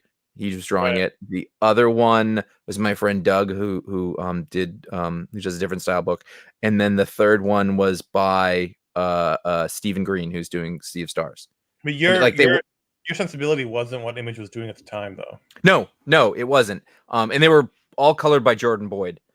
Several of those people have been nominated or won Eisners by now, by the way. So it's not like my talent picking. Did you know who hasn't been nominated for an Eisner? Me. Us. That's true. iFanboy is not, because there's no. Anyway, so the question was like, well, do I have? Am I going to make a career in this that I can support my family? That seems unlikely. Okay, well, am I going to pour all of my time, energy, and money and weekends into going to shows and sitting there and having nobody read or really appreciate my work out of a small group of people who aren't enough to support it? That was really hard. I was like, that's not really, because I've seen that dude, and I was like, I don't want to be that dude, and I liked it. I did a lot. It was cool. The amount of energy and time and resources that it would take to sort of self-publish the stuff that I wanted to do, and even through a Kickstarter, I just couldn't figure out how to fit it into my life. I have 2 jobs. I have 2 kids. I have, it was just too much. And so I kind of had to let it go. Felt guilty and shitty about that for a long time, but I have reconciled myself to it to a certain extent. And I'm hoping someday, I'll have time to really think about and do those things and write again. I think I'm a pretty good writer. I think I have the talent. I don't necessarily think I have the aptitude to go bang the drum and do the whole thing about it. That's my answer. Brian C. from Cincinnati, Ohio. Back in the day, you used to talk about the mythical iFanboy Brownstone as a shout out to your favorite comic book at the time, JSA. So 2-part question. Number 1, favorite superhero headquarters that aren't currently in use, but you'd like to see make a comeback. So Brian is asking this because he's from Cincinnati, which has the Cincinnati Museum Center, which is the old Union Station for the city of Cincinnati, and that is the basis of the Justice League headquarters from Super Friends. Because I also used to live in Cincinnati, and so I would just go ahead and say that one because it's fantastic. All right. I mean, I guess in the Wonder Twins they're using that headquarters currently. They use the Hall of Justice. Yeah, that's based off a real building in Cincinnati. It's funny. If it could come I think New York, Brian was trying to be sneaky here, and I caught him. When Josh and I went to college, the police station was called the Hall of Justice. And I was Still is. I kick out of that every time I drove past it. Which headquarters? I mean, it's mentioned in the chat room. The JLA satellite is terrific. Yeah, JLA satellite's great too. Yeah. I don't actually like the Avengers being in the Celestial. I'm ready for that to be over. I like it, but I don't want it forever. I think it's fine for now, but I haven't liked it, and nothing other than the hot tub issue. I've just been not interested in it. I think it's one of those big stupid Marvel ideas that. And I don't like Bendis moving the Fortress of Solitude to Bermuda Triangle. I would like. I don't like that. I would like the Fortress of Solitude to be back in an Arctic or Antarctic location. I agree. I agree with that fully. My answer is the West Coast Avengers Malibu Mansion. Ooh, good choice. Good choice. Mm-hmm. Josh 44. 44 is down here. Kendall from Round Rock, Texas says, I recently listened to some early episodes. I'm sorry. And Connor told several stories where he nearly killed a famous person with his car. Allegedly. Let's use the term allegedly, Kendall. I can't finish reading it. Connor, can you give a fresh account of these stories and maybe add any new stories since then, circa 2006? Okay, there have been no news stories since then. Shockingly, living in LA now, driving a lot more, and a lot more famous people being around, I have not almost run over anybody in my car. Although yesterday I did have a conversation with Ricky Lake in my car. Whoa. Wait, she was also in your car? He was Or in the you're on car the next to me, and we were discussing something car to car. Like cops when they pull into the parking lot? We were both parked. Go window to Oh, window? that'd be cool. Yeah, she pulled up. We discussed Omar, and it was a big Trying to thing. get to the Hall of Justice? So the stories Kindle's referring to is that once I almost ran over Spike Lee in Manhattan. He was crossing against the light, and I was in a big panel truck for work. I was a PA driving a truck around, and I had to slam on the brakes, and I looked over the hood and no Spike Lee. So I almost ran over Spike And what Lee. had happened was he ran over his sneakers, and Spike Lee was like, "Hey, he just ran over my new Air Jordans." It would have been in 2000. We wouldn't have had a lot of movies, unfortunately. I A know lot of that good was movies. Giancarlo Esposito, by the way. And then the other time was when I was living in Brooklyn. I almost ran over Chris Claremont, who was also. I mean, well, but he was well beyond his best work, so that would have been the problem. mhm. But I would have, you know, Did you just justify vehicular homicide? saying if it had, he was manslaughter. If it wouldn't have been a big cultural loss like Spike Lee, he wouldn't have done a lot of great films since 2000. I like that Josh is already acting as your attorney. I'm pretty sure we could talk him down to manslaughter. Jason R. from Colorado Springs, Colorado. Josh and I have been there. Yes. I've been there. I used to live up the hill from there Graphically was located there. in Florissant, Colorado. I thought it was in Boulder, Connor. It was in Boulder. Connor's wrong. Then we have been in Colorado Springs. Colorado Springs is sort of a conservative bastion. No. It was Colorado Springs is a conservative bastion. It's also the home of the United States Air Force Academy. no, it was Boulder. Was it Boulder? I don't. It was think- Boulder. I thought It was Colorado Boulder. Springs. That's what it was. Boulder's got the startup culture, I promised. As you think back over the past decade, what do you think was the best ongoing series? That's a good question. The past Some ideas: decade? Superman's Fantastic Four, Lazarus, Remender's Uncanny X-Force, Black Hammer, Jason Aaron's Thor, etc., etc. Over the past 10 years, so that would be from the time we were doing iFanboy full time in 2009 to now. What would you say was the best ongoing series? There's no way you're going to get this correct. So just Does it have to be? Does it have to be inclusive of that time, or could it have started before there and continued? no, it could be as long as it was going on during that time. As long as it would be classified as an ongoing series during that period of time. Yeah. I'm actually okay giving it to Jason Aaron's Thor. I have no problem with that. Wow. A lot of great series, a lot of great comics. But Yeah, I really, Scalped. really love his Thor run. Scalped. Scalped. You sure you don't want to go with I know. Darkest Night? I would have a hard time not saying Scalped. I still think about Scalped. So we're all saying Jason Aaron, basically. Oh, he's been the guy. Yeah. I'm saying Scalped. I don't think that's a popularist opinion. I don't think that's really the case. But quality wise, of the like we don't see series like that anymore. I still think And about when we do, they don't finish them. Jason had a related question. What was your favorite miniseries of the past decade? This is hard because I don't remember anything. Day Tripper. Oh yeah, Day Tripper is very good. There's a lot more. The Flintstones. Can I say that? Does that count? I mean, Yeah. The Flintstones is the one that I tell the most non-comics people about. Me too. Day Tripper though was I think a special book. Sure. Airboy. All 4 issues were picked of the week, Airboy was really good. I did love Airboy. as said in the chat room. Thank you, AJ. Vision was a great Mr. miniseries. Miracle, Vision. Miracle. I can't Sheriff pick a Back. favorite. It's too much Tom stuff. King Move.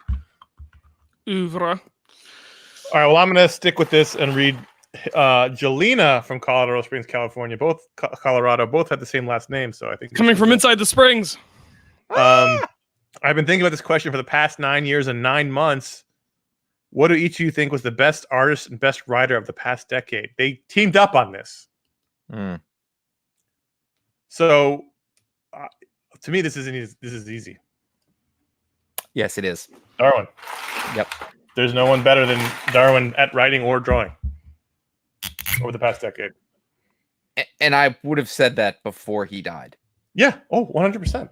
I mean, we did. Like, yeah. 100%. I mean, like I've said this. Like, New Frontier is my favorite superhero. Well, that was before, but you've got that the Parker books and those issues of Jonah Hex and yep. God, Jonah Hex was a hell of a series too, by the way. Yeah, it was. But I think that was before 10 years ago. But I think there's no other answer. Ryan, who's your answer? I agree. Masterful storytelling, incredible, iconic artwork, and it's the sort of thing where it's like if he hadn't died, I have no doubt that he'd still be producing incredible, interesting, worthy work today. Darwin, a level above every. Putting aside the fact that we knew him and became president, objectively, as much as you can objectify art, was a level above everybody else. He thought about it in a way that everybody else didn't think about. He had an innate ability to tell a story that most people don't have. Remember all those variant covers that he did for DC? Oh my god, I have them all still. I bought them. I don't buy single issues. I bought all those covers. Every one of them was wonderful. Mm-hmm. And they told a story, and they, Yep. Yeah. I mean, Darwin had the sort of body of work that I legitimately think rare amongst singular comic book creators. Like, you could put together a college course on comic book craft and history just based on his work. Just based on his work. And I don't think there's very many people you could say that about. I think he's comparable to Frank Miller in that way. Frank Miller is at that level for sure. Mm-hmm. But there's not many other names you could add to that list. Yeah. I mean, I think Frank Miller had a greater impact on sort of the comics that were made, but like in sort of a singular voice talent, but also like incredible ability in sort of both art and storytelling and the building of comic book stories. Even one of the final things Darwin did, The Twilight Children, I don't know that it was 100% successful, but it was really fascinating and interesting to read and just gorgeous to look at. Yep. Josh, do number 50. 50. $50. Greg B. of Oakland, California, says, any thoughts on the Titans TV show? Watching it? Never watching it? I'm going to put this to you guys. Haven't watched it. Have almost no interest in watching it. You have DC Universe? What? You have DC Universe? No. Well, then you can't watch it. It's DVDs, but you can't. Young Justice was the one show they brought back that piqued my interest in DC Universe. So I'm more. Tell you, as the only person here subscribed to the DC Universe, Titans is way better than the third season of Young Justice. Is that the one Brian? I was very disappointed. I actually stopped watching. I didn't finish the season yet because it's so radically a departure from the previous two seasons. It's basically an outsider show. It's called, the subtitle is The Outsiders. And I know. So it's not even about the Young Justice team. And so I got really bored with the characters. I didn't really care. So every time I've tried to watch a live action superhero TV show, I find the production of it and sort of the tone of it hokey to the point where I just can't get into it or enjoy it. I'll just, because I watched the second episode of the new episode today. I really like the Titans show. The worst episode was the pilot, which wasn't very good, and the theme song continues to be an abomination. But I actually really like the Titans show. It's actually quite good, I think. But which one's the one that Brian Hill works on? It's that one. He wrote one of the episodes. Okay. Yeah, it's good. Jeff Johns writes episodes. I think it's really good. Somebody mentioned Doom Patrol in the comments. I actually am interested in checking out Doom Patrol. That one is more interesting to me than Titans. I stopped watching the first episode. I got 10 minutes in. I was like, I don't know if I care about this. And I stopped watching for some reason. I don't know. I haven't watched Swamp Thing. Have you watched The Boys? Ryan? Yeah, I watched The Boys on your recommendation. You were the one Yeah. who pushed me on that one because we talked about it on the show a little bit. I kind of dropped off the comic around the same time as you, I think. And yeah, you're right. Sorry. The Boys. I think The Boys would be the best modern HTV show based on. And I watched the first season of The Tick on Amazon, and I started watching season 2. And season 2, I think I watched the first episode, a few minutes, the second one on a flight, and I just nothing was happening for me. I'll probably go back to it. It's not that I didn't like it. I just didn't care. Well, it's one of those shows where it's like when I'm on a flight and I actually have nothing to do but focus on this thing, it wasn't enough to keep my attention. It's like Connor always talks about his shows that he has on in the background while he's cleaning or whatever. Yes. It was closer to that, and so that just wasn't the right thing to watch on the flight. That's when I watch things with subtitles. So that's how I've been getting through Narcos. While you do other things or on a flight? No, on flights. It's the only time where I have. Yeah, no, I can't do subtitles, and my Spanish is not existent.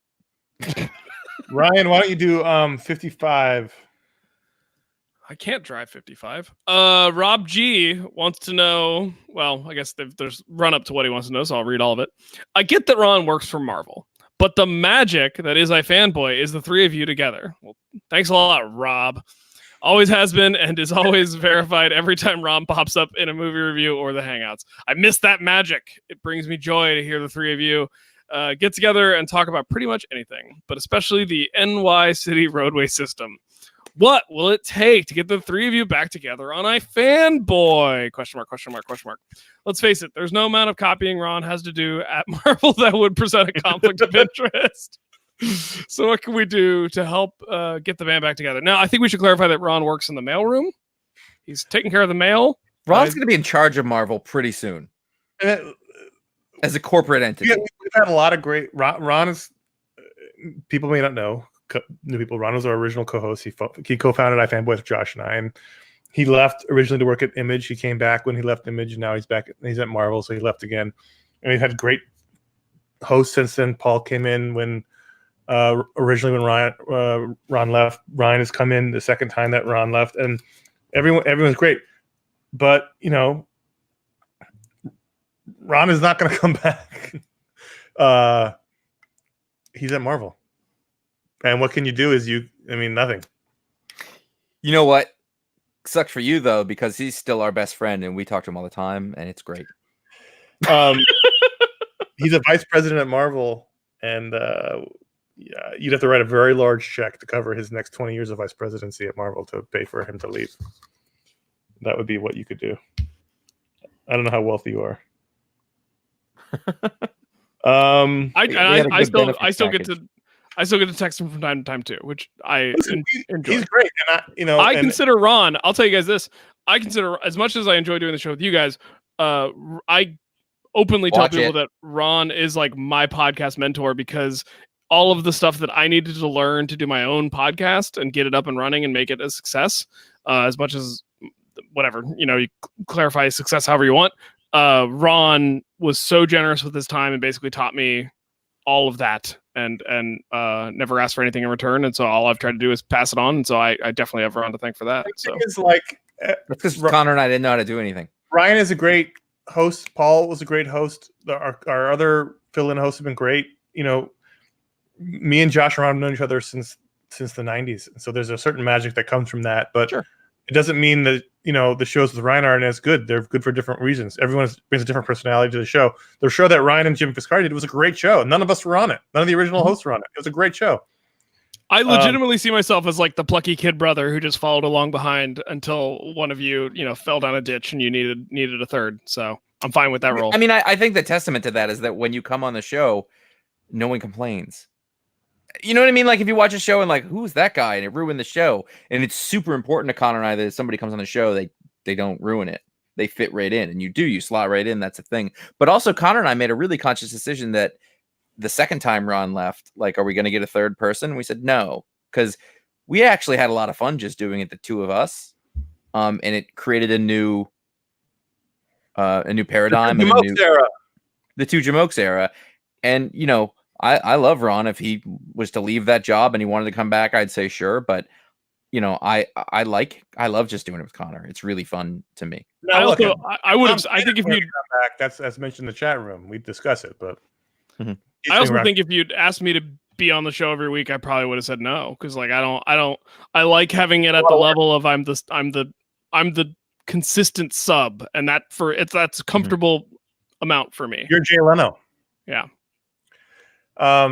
It's a lot of work to do it every week. It is. Yes, it is. It really ground on Paul. It's one of the reasons why one of the many reasons why he left. He left for several reasons, but it's a lot to do to get it all done by Friday and do the show Friday morning, and it's a lot. And having having done it recently as the main producer and having to do all the back end production stuff. I mean, that's stuff that I do regularly anyway for my own show, but I don't hold myself to the same tight deadline you guys do, just because science doesn't work at the same pace that comics do. So I have more breathing room there just because of the style of show that I do and the type of audience we've developed. But having to get it all done by the deadline and get it off to be submitted to the feed, pressure was on. Like, that was my weekend, that's all I was doing, living, thinking, and I was lucky my wife was out of town and didn't need anything else from me, that I could just hunker down and do it. So listen, tell her that you got important comic business to deal with. Josh, do 58. Don't tell me what to do. Andrew B, since you guys have spent so many years answering questions from the iFanboys and iFanbase, I'd love to return the favor. I'll answer a paraphrased question that Josh has whenever reading a book with art by one of the Kubert brothers. Which Kubert's artwork do I like better? Answer: the other one. It's always the other one. It's never the one whose book is being reviewed. Mystery solved. You're welcome. Bravo. Andrew. Bravo. You know what? You get a Jamoke prize. Oh, is that the new no prize? Apparently, it was a thing that just happened right now. He's not wrong. A Jamoke. You get a Jamoke. I hate that. Wow. All right. That's an iFan grumble right there. Brian, go ahead. 260. Wayne M from Melbourne, Australia. Hey, Wayne, I'm coming there in like a couple of your house. You going to Australia? Yeah, I'm going there in like 2 weeks. I've never been. I would love to go. Ron turned off my email account, Ryan at iFanboy, so you can't email that, but send it to one of the Jamokes and they'll forward it on to me. Let me know if you want to hang out. This has been bugging me for almost 20 years. What do you think of the phenomenon in comics where American superheroes or villains are more frequently named for their powers, while international characters often have names that derive from national stereotype or feature? I'm thinking Captain Boomerang, Jack-o'-lantern, Banshee, Tasmanian Devil, Katana, Knight and Squire, etc. When will we see American heroes like Cowboy Man or the Baseballer? Now, just a fucking minute, mate. No, wait, it's the wrong accent. Oh, I'm very tired. I know. I was so afraid I was going to New Zealand that I overcorrected. It's interesting because it's true, and I hadn't thought about it, but often it's true. I'd never seen it because we're all just whatever national stereotype. I mean, it's an extension of the Black Panther, but also like we didn't name that animal Tasmanian Devil. Like you guys did that, and then we just named a character after that. Are you sure we didn't? No, they call them Tassie Devils down there. Now I know, but who came up with it? With me? I don't know, some convict, some criminal. Wow. Ryan at iFanboy.com. That's where you can. I'm telling you, you can insult the Canadians and they're just like, sorry, not the Australians. Don't fuck with the Australians. I'm really looking for recommendations for good coffee shops to go to. A lot of them. That's it. It's funny. It is funny that they're all. It's because we're ethnocentric. What do you want? I mean, we do have Captain America, though. I almost killed this bottle of Prosecco. Let's do 61. Dennis M from Hudson, Massachusetts says, "What is your favorite patron power that you've given out?" I can tell mine. It's The Rock. That is your finest work. The Rock. The Rock. Smelling what The Rock is cooking. Microprocesses. I was trying to find the accent for that, but I'm just too tired to do them. You live there. I know I can do it, but I'm going to start doing Maine. And Maine and Mass is hard. I can't do Mass as well as I can do Maine. What's your favorite patron power you've given out? Off the top of your head. The one I always go back to is there's a guy who gets double the calories from anything he eats. And for whatever reason, just like I always think about like, oh man, that's like the best blessing and a curse, because if you were lost in the desert, you could survive for so much longer, but day-to-day life, it would be such a hassle to have to like cut your portions in half. I literally can't think of any that I've done right now. Connor, I mean, you must know a couple, and they would be up there. You can abstain. That's fine. Yeah, I can't think of any of them. Like, I get them out and then they're gone. All right. From my Connor, I will vote. Connor's Rock one I was telling everyone about. I also remember, and whenever I tell somebody about a patron power, I have to preface it with this long explanation about why we do this thing. And that's how much fun I liked it. I also gave out a breathing underwater one that was not appreciated at all, and I was flummoxed. It was Aquaman. No, it was not Aquaman. It was a completely different power, and it was great. And anyone would be lucky to have it. It's better than having Teddy Roosevelt whispering in your ear, or whatever nonsense you two come up with. That's a great power. That's a great power. My favorite Ron one was the little Palpatine. That was a good one. I always like that Ron had a name for the person, like their identity ready to go. Ron would make you angry, Josh, because he was very good at the patron powers. He was very good at it, which was surprising for a guy who doesn't want to be a writer.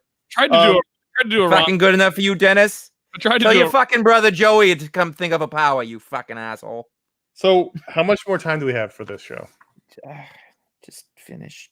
But I'm trying to see how far to jump ahead. Just do a couple more, a couple more good ones. A couple more? I don't know. I'm losing cognitive ability. All right. Let's see. Let's jump to. Okay, I'll jump way ahead then. Brian I from New York. What number? Oh, sorry, 72. It's happening. Whoa. 72. Oh, so God, Brian, I didn't realize there were so many. How are popular artists able to take a lot of time off between comics projects? How are they making money? Not to mention less popular artists, but the people I'm thinking of seem to be making their own choice. For instance, Russell Dowderman went a year out of the public eye between The Mighty Thor and The War of the Realms. Was he working on The War of the Realms that whole time? How did he pay for food? What do Olivier Coipel and Jim Chung do between occasional covers and even more occasional interiors? Video games, storyboarding, how do they pay the rent with such infrequent comic work? What's Nicola Scott been doing since Black Magic? Do occasional covers really pay the bills? Depends on the person and the kind of deals that they make. Comic book people, in order to be successful, have to be incredible planners. They have to look ahead, put things into their schedule, and then make deals with those publishers to the best of their ability to cover their bills for that time. There's all sorts of other factors that are involved, whether it's other work. Some people who you might think are pretty famous might even still have a day job, or they have a spouse who has lots of extra money. Or if you're a guy like Adam Hughes, you can sell a couple covers, or you can just go to shows and do sketches and sell books and things like that and make your way that way. Everybody's a little bit different. I do know that. I mean, they're not wrong that like storyboarding pays more than comics. Like Gabe Hardman, and Gabe Hardman is a storyboard guy, right? Like, yes. Some people work on video game, like you said, video games, storyboards, but also if you get to be a big enough name, you can survive on covers and commissions. So there's a comic artist who is a very big name, doesn't do a lot of work anymore, does mostly covers. Many years ago at a convention, I think it was in Seattle, we were having a drink at a bar, and he told me he didn't like doing commissions, and so he kept pricing them higher and higher so people wouldn't buy them, but they kept buying them, and eventually he was able to like cover all of his bills with 1 or 2 commissions a month. And this is a guy who could probably knock it off in an hour. All of his money paid for in a month on a commission in an hour. I remember when I learned that. Oh, go ahead. But that's a lot of the big names. They do commissions. Travis Charest made a big splash in the 90s, never came back because he's been doing commissions ever since. If you can spend an hour doing a commission and that pays your mortgage, as opposed to doing grinding out 22 pages or 20 pages, destroying your body. Yeah, you'll do that. And a lot of those guys, John Byrne does commissions. A lot of the big names from the 80s and 90s, they just do commissions. And it sucks from a fan perspective, but from their perspective, it's much better to do 2 or 3 drawings a month, make your nut, as opposed to grinding out 20 pages. I remember just seeing on Twitter for like months leading up to Captain America Winter Soldier, David Mack kept promoting the fact that he did all the graphic design work for the end credits. And like Josh just did a bunch of conception Jock is- work. Yeah.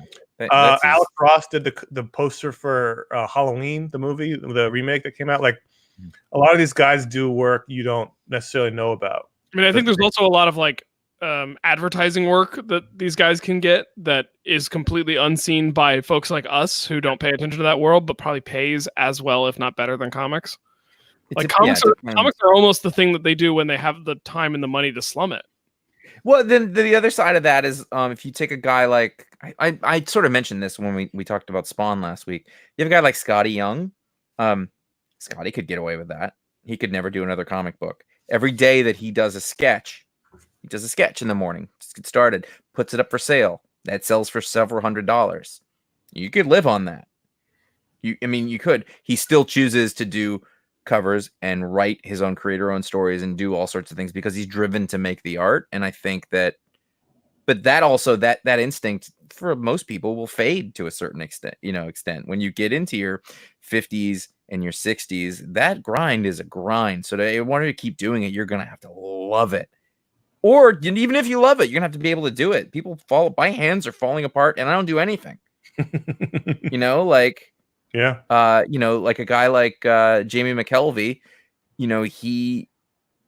he gets by on doing a creator-owned work, but then he directed a music video. He does design work. He does posters for bands and album covers and God knows what else. Like, you've got to hustle to do this job, but there's a billion ways that can happen.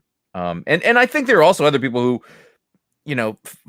fall off because they didn't get big enough and they have to go back to get a real job, because they can't do that. And it's a lot of work doing a 20-page book every month from an art for the art level that's demanded now. And it's a lot of work to make a living doing it. Outside of even the work, it's just you got to be really scrappy, which is the thing I was talking about earlier with myself. Like, I was like, I don't have all that in me. It's too. Josh, 73. 73. John W. of the UK says, I don't read many comics these days, yet I still listen to your show religiously. Why do you think that is? You're a man of discerning taste, John. King always stayed a king. Ryan, 74. It's just nice listening to buddies hanging out and having a good time. I think that is it. And you get, you feel like we all feel like friends. Josh and I can't stand each other and only talk when the show is happening. Yeah, no, we're becoming like, otherwise only through lawyers. It's the best part of my week, Connor, and you know it. I love you. We're developing into the Top Gear guys where we can't stand each other, but the chemistry is still there. Mm-hmm. 74 is Tom C. from Madison, Wisconsin, a state in the Midwestern parts of the United States, adjacent, Josh, to Canada. Oh, it is right there. Do you have any great comics? You're so fried, you didn't even see where I was going with that, and it was a very obvious joke. Do you have any great comics readings experiences tied to a specific place? For example, I recently read the entirety of Preacher in a cabin in Homer, Alaska, in the state in these United States. You get it, Jamoki. That's adjacent to Canada. Thanks mostly to a recommendation from Josh and my fellow patrons, not only did the beauty of my surroundings enhance my enjoyment of the material, now when I think back on Preacher, it feels like a truly special reading experience, and I can't help but feel like I'm there again. Do you guys have any? Plus, you could see Russia. First of all, I'm super jealous. Yeah. I would love nothing more than to go to a fucking cabin in the woods, no one bothering me, a bunch of shit to read. That would be my greatest. That would be the best thing I can think of right now. Leave me alone. I want to read these books. I'm in a cabin. You're not even a father. So, I mean, turn that up. So I think that's great. Good for you, Tom. I have one. I mean, when I lived in New York and commuted by subway, I read a lot of books and comics on the subway. So I can think of books I read on the train. I can think of reading Scott Pilgrim on the train. I can think of reading Pedro and Me on the train. And Preacher, when we were doing the Preacher podcast, I can remember reading those books on the train. But to me, the strongest memory I have of a time and place with the comic book is when I was 10 years old. My family was doing a drive across the country vacation. We drove from Texas to San Francisco. And that was the year we stopped at a 7-Eleven and I picked up Justice League 6 and 7. the Keith Giffen, James A. Matias, Kevin McGuire issues. Or was it 5 and 6? 5 and 6. And I read those in the back of that station wagon 100 times on that trip. I just read them over and over and over. And that's the most, whenever I think of those issues, I think of that trip. Ryan, you? I don't really have a specific place. I took a course in college that was called not just superheroes and funny animals, and it was all about comics as literature and appreciating them for that. And so like there's this clump of books that I read that I probably wouldn't have read otherwise that are all kind of clumped in my mind for no reason other than they existed in that same time frame. So that was like Blankets, In the Shadow of No Towers, Persepolis, Same Difference in Other Stories, like a lot of really good comics that I would recommend to people as true examples of literature. And they're all stuck in my brain as this one single unit. And for my term paper for the end of that class, I wrote about the space race and how that was paralleled by the rise of sci-fi stories and comics. Woo. Joshua A. Flanagan. I remember reading. I'm not a lawyer yet. I haven't passed the bar. I read Preacher when I was in my early 20s. I didn't have any money, so I kept going to bookstores and I'd read it in the store, and then I'd read all the ones they had, and then I'd have to find another store that had the next one, like in a Borders or a Barnes and Noble. Borders was a bookstore chain. I loved that. I remember watching Connor read Watchmen in my apartment. While you played all and I can see you over in the corner just reading it. I have a lot of distinct memories of that day because I dropped out of the GoldenEye plane. We were playing a round robin where if you came in last, you were out. Because we had 5 people and 4 could only play. So if you came in last, you were out, and then somebody else swapped in. We ordered pizza from Rogan's, barbecue chicken and bacon pizza, delicious. And eventually, I was like, I kept waving it off because I wanted to keep reading Watchmen. That was a great night. I remember I'm having a hard time placing it. It makes me feel like I was on a I don't say bus, but that's not right. It's either plane or subway. But I remember reading Pedro and Me by Judd Winnick and completely losing my shit. It's a great book. Like, it made me bawl. And I was like in a place where I was like, I don't want to do this here. I read that on the F train. Yeah, something like that. It's getting emotional. Oh, I read Essex County in a lecture hall of a class I was supposed to be the teaching assistant for, and the class was easy enough for me that I didn't need to pay attention in lecture, but I was expected to attend them. And I read Essex County, and I remember trying to choke back tears while reading that. I guess the one other thing is, like, during the iFanboy heyday when we were actually doing it full time, my routine was that I would either take the train or I'd ride my bike into Manhattan. I'd go to Midtown Comics on get lunch 40 on the east side. Not Times Square location, the other location. No, the by Grand Central. Yeah. And I would either eat and read comics down in Grand Central, like in the food court down there, and I did that a lot. I just put headphones on and I'd try to read as many as I could. And then after that, I might go to the library or somewhere, or at Baja Fresh, which they had opened on Lexington and 40. I remember that we had a business meeting in the Baja Fresh. I remember when I worked at the TV studio on 34th and 8th, and on Wednesdays I'd walk over to Jim Henley's Universe, get my comics, and go to the Chinese place on, I think, 7th, and I would go upstairs to the little dining area and sit with my Chinese food, and make sure to keep the comics separate from the Chinese food because it's very greasy. Obviously. So the Chinese food was about 3 feet from the comics, but I would have my chicken and broccoli lunch and I'd read my comics. That was a good. I had a very specific mise en place for my burrito and my comics. Like it was the same and I'd have to take my glasses off and put them here because I couldn't read with them on. And the drink was here, and the burrito was a right-handed thing, and the comics was a left-handed thing, and never the twain shall meet. Oh, I'm a lefty, so I just realized I eat my burritos left-hand dominant. That's fascinating. But I want to burrito right now. I get, it's funny. I remember in the early days of the show, Ron used to talk about reading his comics on the treadmill. Yes, I can't do that. Can't do that. No. right. Another place-based memory I have is when you guys were running the website full time. The number of mornings when my column was my column due on Wednesdays? Couldn't have been. Was it? I don't remember. That sounds right. Jimsky was Monday. Yeah. You weren't Tuesday. No. Mike was Tuesday. Paul. I think I was Wednesday. Wednesday. Sonia was Thursday. Tom was Friday, and then Sonia left. So you must have taken Thursday. I don't remember. It was a Well, long time. Doesn't matter. My place memory is the number of mornings I woke up in my apartment in Nashville, and I would have gone to bed that night, like reading things and thinking about things and trying to piece together something in my head.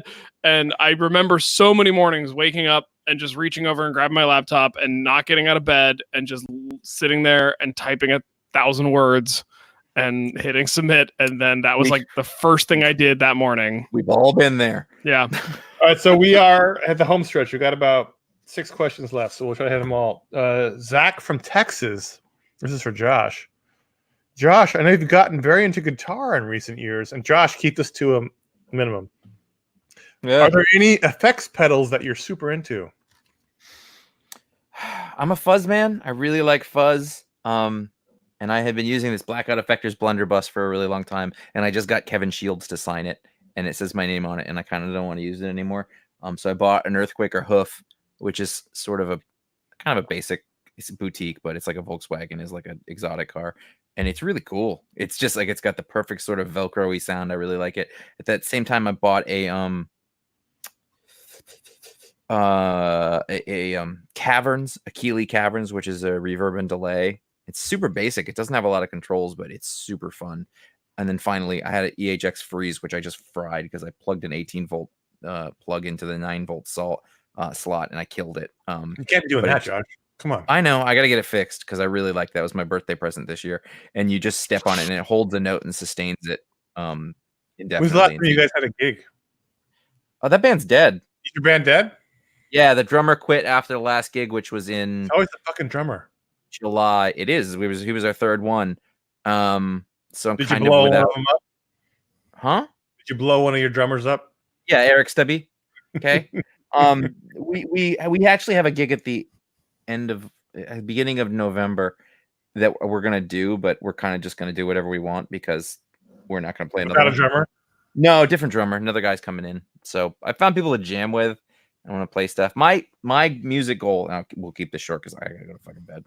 I want to open for somebody in an original band, but open for some small band that I like a lot. That's what I want. Like before I'm too old to make that not look silly. All right, that is a good goal. Mm-hmm. Josh Reed 78. E&M of Montreal, Quebec, Canada. This is a Canadian show. After 700 episodes, do you? I'm sorry. No, they have the Quebec accent, which is really, it's French but weird. Je m'appelle Ryan. Why can't you people? Very good.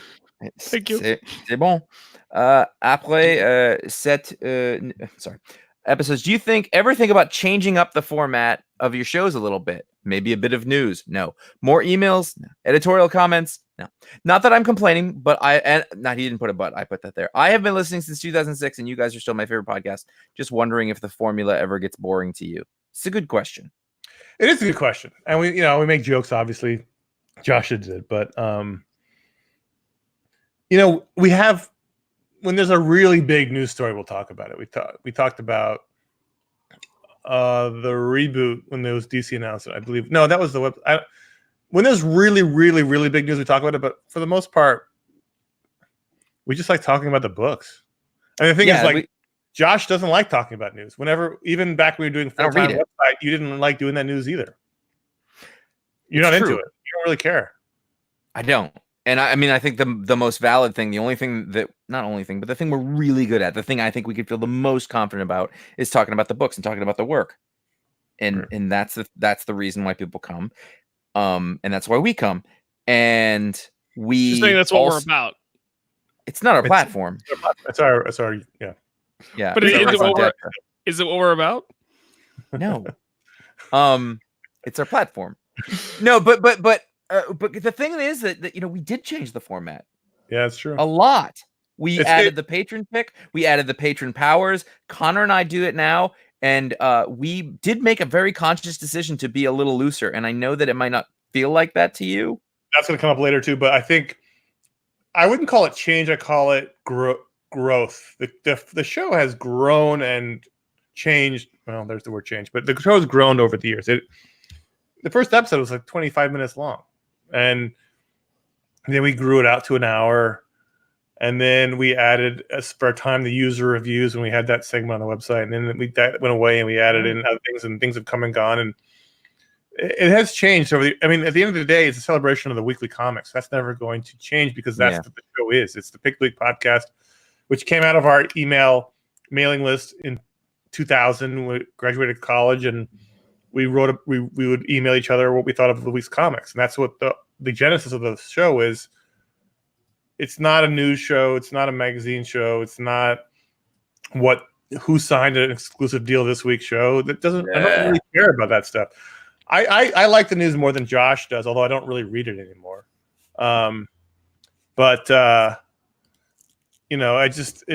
We like talking about the books, and if something really big happens, the Force Awakens trailer comes out, we talk about that. Disney buys Marvel, we talked about that. You don't watch the trailers though. We did that one. I couldn't help it.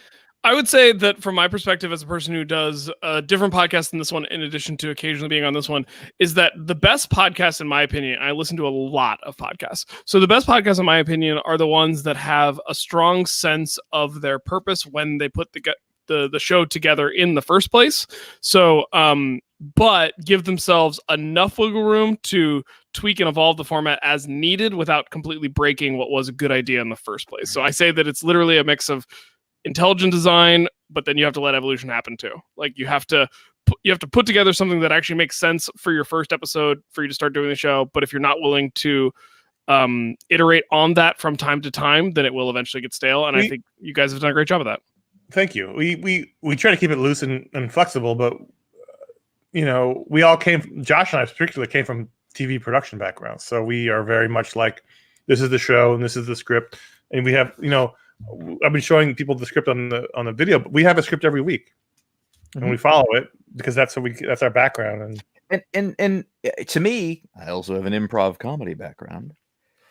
It is a format. It's a box with which we know what our limits are and where we can go, and then we get to play around with that in there. And if we find something that tickles our fancy or is fun or whatever, we can go off on it. We can bring it back. We can call back to it. It lets us be ourselves without having to worry about reinventing the wheel. We couldn't do this show if we had to think of a new thing every week. We say, okay, yeah, I wouldn't want to do that. This is the box within which we work, and we know how to do that really well, and we still like doing it. A big part of it is we're not even close to bored with it. No, and I think art thrives in restriction. Yeah. Yes. I mean, look at poetry. When you have a restriction and you have to find a creative way to live in that restriction, I think it's better than you can do whatever you want, carte blanche, white canvas, all the money you want. That tends to lead to garbage because then you can navel gaze forever and not worry about it. When you have a format and you have to do the show, I think things go better. We don't go off the rails as much as we used to. We don't.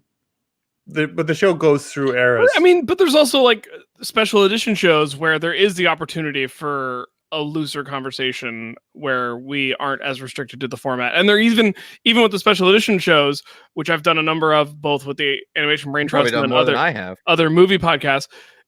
There's kind of a hidden format even to that too. And it's not as explicit. It's not as scripted as the Pick of the Week show, but like there's a way that it's done that is consistent from episode to episode that I think helps keep things on the rails and makes it it's a trade-off between saying whatever you want and being efficient and having an economy with how you express yourself. And I think finding that balance is hard for anyone, especially when you're doing it, fuck it, do it live. Like, it takes time to develop that sense, and it helps when you have a script to fall back on when you need it.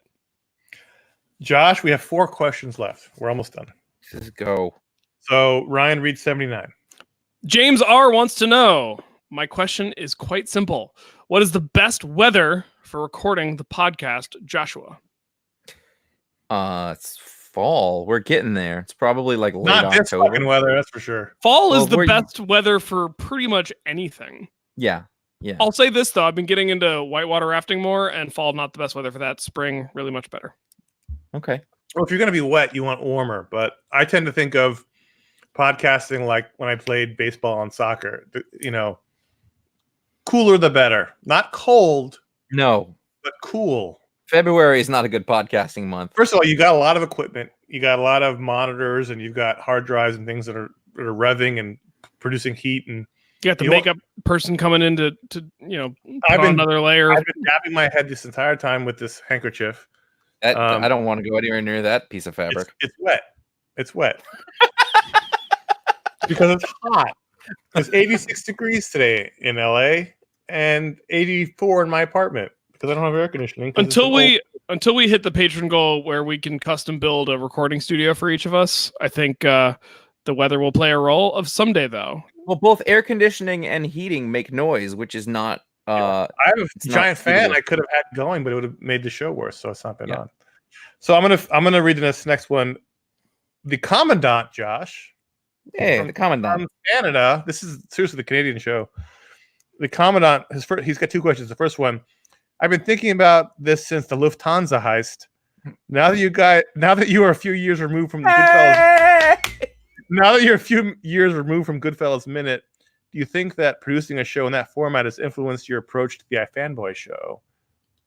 And so, if people don't know, many years ago, me and Josh and Ron did a show called Goodfellas Minute, in addition to iFanboy, where we did Goodfellas 1 minute at a time, as many as in that format that is very popular. We were the second. We were the second show to do that. You never hear about us in any articles about it, though. I will say this: when we were doing that show, I think iFanboy got a lot looser, in a good way. That's a good point. I think we got looser in a good way because, we did Goodfellas Minute five shows a week every day. We did a show, and it was a lot looser show, it was funnier show, a lot more jokes. It And was. I think but when that we were that show doing that, we required- were loosened up for iFanboy. And outside of the reading, though, that show required a lot more prep work. yes, for sure. Oh, for sure. Like it was a lot of work. I was gonna say no, but I think that you're right. I'd kind of forgotten about that. No, I mean, like, I think we were looser. I think we were. I think that it was very confidence inspiring, if that makes sense, which leads to that looseness. Like, you know what I'm saying? Like, we really let it loose on that, and we did a bunch of things, and we had a lot of fun doing it. It wasn't like a hugely successful show. I mean, people still download it now or whatever, but it wasn't. No, it was Probably a tenth of the iFanboy audience. No, it was about a quarter as popular as iFanboy. Okay. I think we were surprised by because it's a much more widespread. And I think I'm very, very, very, very proud of that show. I think it's a great show we did. I don't often pat ourselves on the back, but I was really proud of that show. I am too. I thought we did a really good job. I've listened to random episodes. I think it's still a very funny, entertaining show. I also should mention the Commandant is Jordan S. He's the Commandant because he hit the patron level at our Goodfellas Minute Patreon. He came on the show, did a week of shows with us. He was good on the show. He was great in the show. Yep. He achieved the Commandant level, and as such, for the rest of his life, is known as the Commandant. So he's the Commandant. But I thought it was a great show. And I think it helped us podcasting wise. I listened. Go ahead. Good. I was going I listened to all of them. Sorry, Josh. Did you want to go? Continue. I listened to all of them, but I got behind and I binged a bunch. We were talking about like having places associated with comics and things, and I binged a bunch of them while I was driving around by myself in a rental car in Costa Rica. So I have this weird association of when you guys talk about the Commandant, I'm like suddenly on this mountain road in the middle of nowhere in the rainforest. Adios mio. Basically, Great. Oh, like we hit this crazy stretch goal. We didn't think anyone would take us up on. You could come on the show with us. We have the same one for iFanboy right now. If you want to come on the show, it's there on our Patreon page. But he did it, and he was really good. He was not bad at all. So, also we had to book guests for it too. It was a lot of work. You're the end cap to it is that at the end, we were like, well, what do we do next? And we had an idea, and then somebody kind of already started it, and they dropped it. We were going to do Jaws or something like that. And I think we were talking for a little bit, and then we all went, what if we don't do it again? And all of us, yeah, that. And so while it was fun, and I'm proud to do it, I was also really proud of us to just be like, let's just not. Well, just that was the doing only show we've ever ended. Yeah. I remember that last episode, we were like, how do you end a podcast? We don't know. Mhm. We know now. I stopped doing make comics, but that's only tertiary. Jordan has the Commandant had a second question. Jesus. This is our second. We only have one more after this, so we're at the home stretch. I've been thinking about this since this year's Major League Baseball opening day. What are your top 2 or 3 podcasts you're currently listening to? You've turned me on to several great podcasts in the past, and unless I'm not paying attention, I haven't heard you talk about any in a while. So what are your top 2 or 3 shows you're listening to? I'm looking through. I have no answer. We all go open our apps. I have, as is made clear on our year-end show, I don't listen to a ton of them. I listen to random WTFs when the guest is someone I'm interested in. I listen to The Business every week, but other than that, I don't really listen to any podcasts. Is that with Kim Masters? Kim Masters, yeah, your old. I know her husband. I did. I guess I don't anymore. I listen to. I love Malcolm Gladwell's Revisionist Oh, that History. one, Revisionist History, also random episodes of that too. Really I good show. love that show, and this he just keeps getting better at it. He's a great storyteller. He's a really great storyteller. I really actually like produced stuff, and I don't mean produced in terms of like sound quality and all that stuff, but like informationally produced. Like reporting, basically. I like that kind of thing. His show's really good. We just talked about the and everyone should listen to the episode about the Boston Tea Party. Yes. I mean, the whole last season was great. Yeah. I've been listening to a show. Some of you people might have heard about Bear Brook.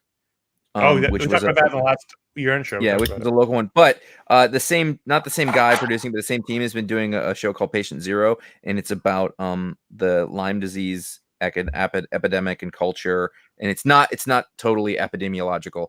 It's about a lot of the things that have gone off around Lyme disease, and it's really good and well produced. I've really been enjoying that. And then finally, I would say I really loved the Chernobyl podcast. They did one for each episode of the Chernobyl series with what's his name from Peter Sagal from Wait Don't Tell Me, interviewing Craig Sagal, or Craig, what was his last name? The showrunner, guy who wrote it. Yeah. Craig Mazin. That was so good. I like watching the show was great, and then adding that to it really stuck more to it. I listened to that. They put one on their feed, like a preview when I listened to that. Mm-hmm.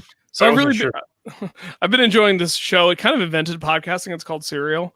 Kidding. That was a joke. I still really enjoy the podcast Harmontown by Dan Harmon and crew. They're getting ready to end it. It's ending in December. So I've been a little melancholic about that. So I've been, I think, maybe savoring it a little bit more as it comes to an end. I was listening to it before I started my new job, but now, especially with what I'm doing for my career, Pod Save America and Love It or Leave It, 2 shows from the Crooked Media Network, I find very entertaining, but also informative for the work that I'm currently doing. And then I ended up texting Josh and Connor about this, but there's a group of boys from West Virginia, my home state, called the McElroys, that wrote some comics for War of the Realms, but also do many podcasts. And my favorite of their offerings is a little show called The Adventure Zone, where they play the first season of the show is them doing a very long Dungeons and Dragons arc. And I would say that there's now been comics produced written by them and based on the campaign that they ran. But I would say listening to the campaign itself, it's as good as any long-running comic book that comes to a satisfying end, to the point where I actually did cry at the last episode, because like the way they tie things up was so satisfying and meaningful to me, having listened to it for as many hours as I did. So nice. One of those guys does Black Cat. Which one? I'd have to look it up, but one of those guys does. He's the writer. Okay. Jed. Travis, Justin, Griffin, and their dad is Clint. There's a Jed. It must be a different. That's one of the Hatfield McElroys. Oh wait, not McElroy. A different name. McKay. Very similar.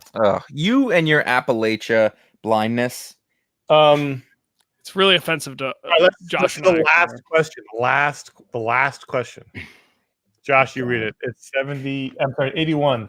Caleb of Minnesota also says, I wasn't going to send it because I know you. Well, Josh for sure hates the question, but I always want to know what your top 5 books are. I think it's really a hard question to answer, but that is what makes it interesting. So Josh hates this question. What is your top 5 comics? And no one is being held to this. This is not I know legally binding. I'm just going to forget. And then there's all those series that don't ship anymore. I'm gonna throw some names out, and you can just think about it. Mm-hmm. There's Action and Superman that Bendis Mm-hmm. is doing. There's Batman Universe. There's Amazing Spider-Man. There's Avengers. Batman, Tom King. There's Superman, whatever that's called. Up and away or something. Up in the sky. Conan the Barbarian's great. Daredevil, when it's not a terrible artist, is great. Doomsday Clock. Yeah, it's a good book. It doesn't come out ever, but it's a good book. For Josh, there's The Flash. Green Lantern. Old Man Quill. That's a mini, but Invaders. James Bond Origin. Jimmy Olsen. Ooh, Jimmy Olsen. Ooh, that's a good one. Lazarus. Thor. Is that really an ongoing? So, Ryan, what would you say? Let's start you off. You have a young, pliable brain. You remember. I know he's going to say Thor. I know that's one of them. It is, but actually, it was number 4 as I was listening through things. I'm going to let you say. We could say miniseries. Let's just say we can say miniseries. So Thor was 4. I threw. Josh. Credit to you for this one. I put James Bond Origin on my list. I think. Wow, really? It just ended. But it was so good. I really enjoyed every issue. Yeah, it was really good. I will never stop telling you that you need to start reading Black Hammer, Josh. So yeah, that's one of those things where the dude earlier had asked about like a thing that is just too far gone. You'd like to read it, but you haven't. You know you'd like it. That's a really good version of that for me. And then answer to that. I'm still loving Tom King's Batman run. Mm-hmm. And I'm really just struggling with my fifth choice. And I think right now my 5th choice is a toss-up between Criminal and Deceased. Deceased is very good. Boy, Deceased is very good. I'm going to say I've got 4. And again, I'm not holding myself to this list, but Batman Universe, Superman Up in the Sky, whatever it's called. What is it called? Superman Up in the Sky. It is called that. Young Justice, Criminal, and I'm struggling with the 5th choice. What's Zdarsky doing right now? I feel like I'm forgetting. Daredevil, Spider-Man Life Story, Invaders. Spider-Man Life Story is over. But he did it. Yeah. I'm just saying my current iteration of this list doesn't have any Marvel books on it. Interesting. It is interesting. Amazing Spider-Man is really good. I'm questioning. That's the closest I've come. And Avengers, you like? Yeah, but that's not top 5. It isn't. Old Man Quill. Nah. I'm surprised Old Man Quill didn't make the list, but that's. I like it, but I'm not putting it up there. Here's my list right now. Okay. I have an extra. I don't have an extra. This is the first 5 I wrote down that I thought of. Red Sonja. Yeah.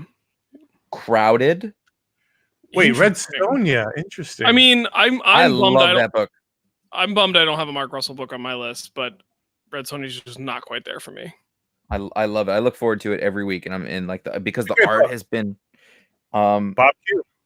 The modern day Jack Kirby, as you said. Crowded. I've put Superman in Action together because I'm. Yeah.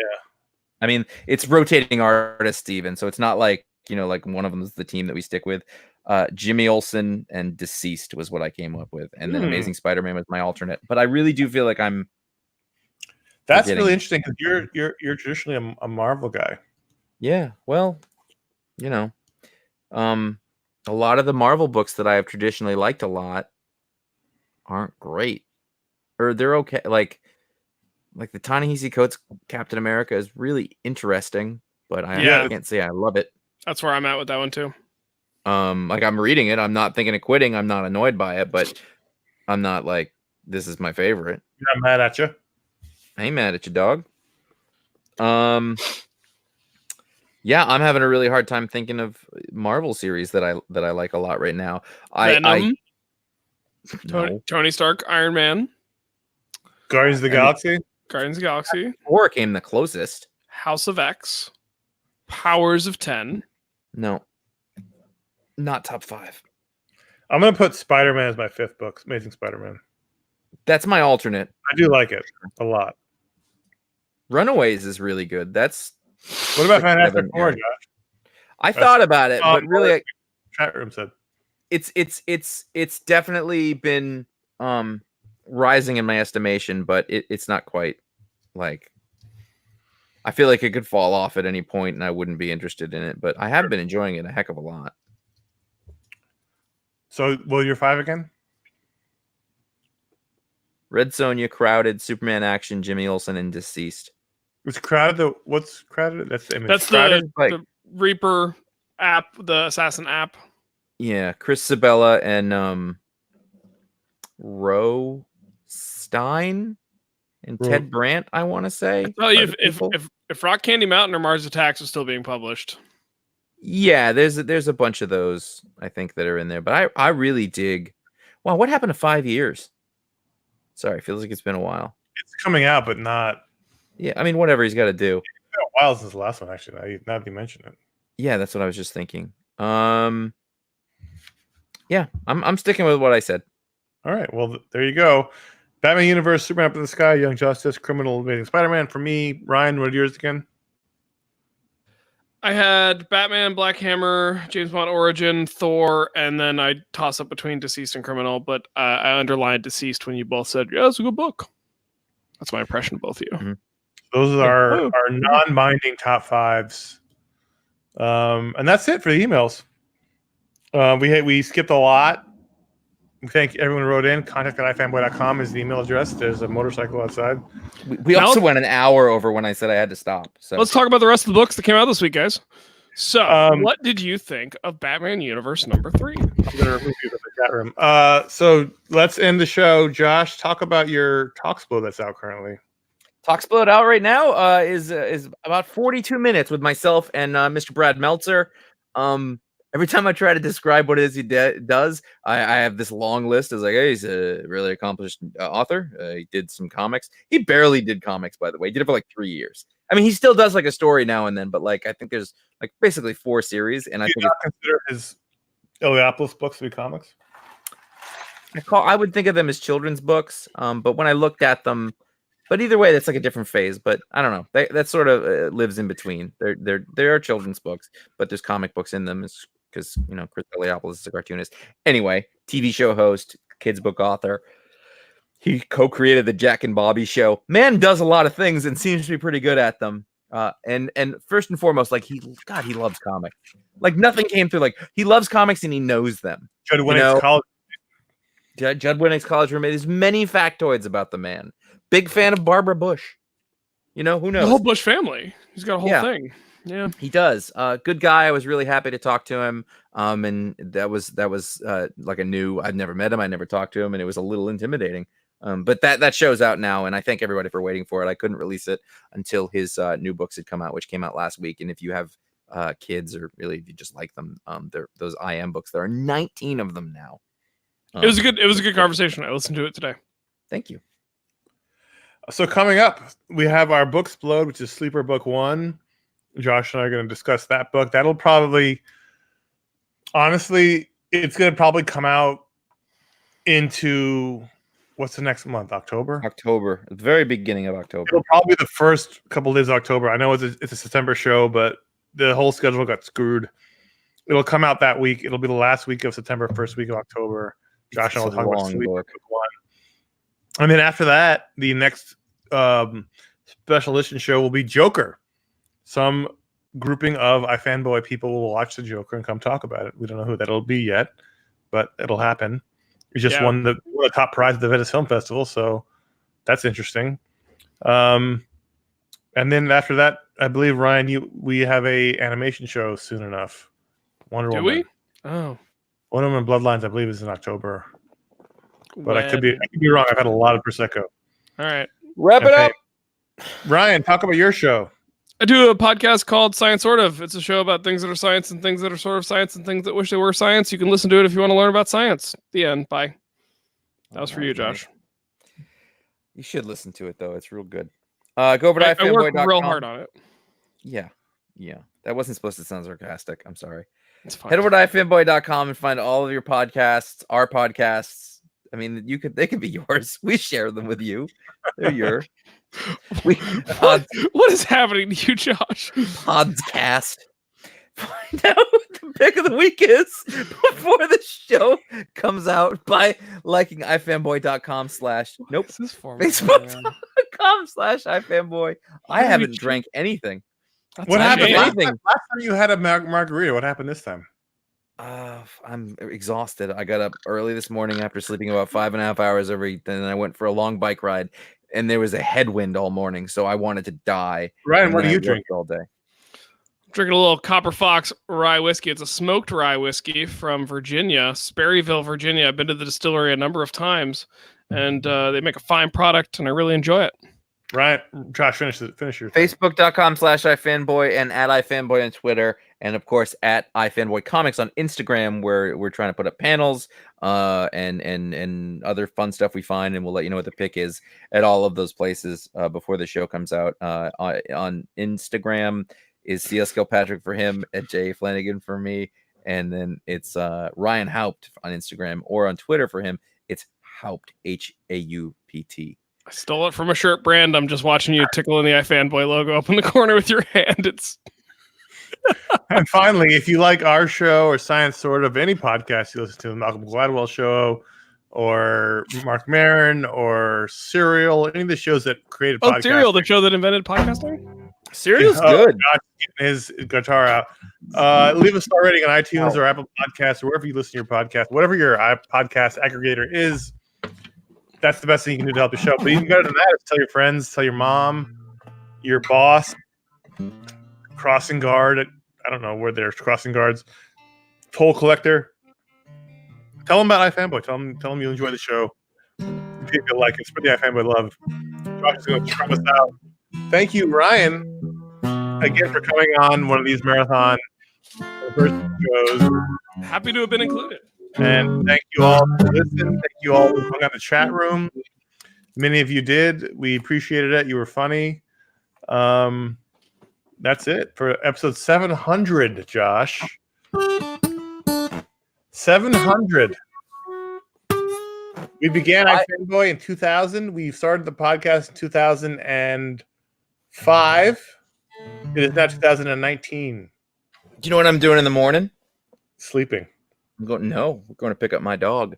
My new dog. dog. A new dog. Family.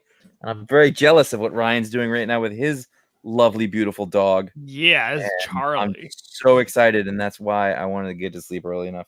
So if you haven't been watching live, you can go to ifanboy.com. There'll be a post about this live show in which the video will be available to watch. If you want to see Ryan's dog or Josh, his hair getting bigger.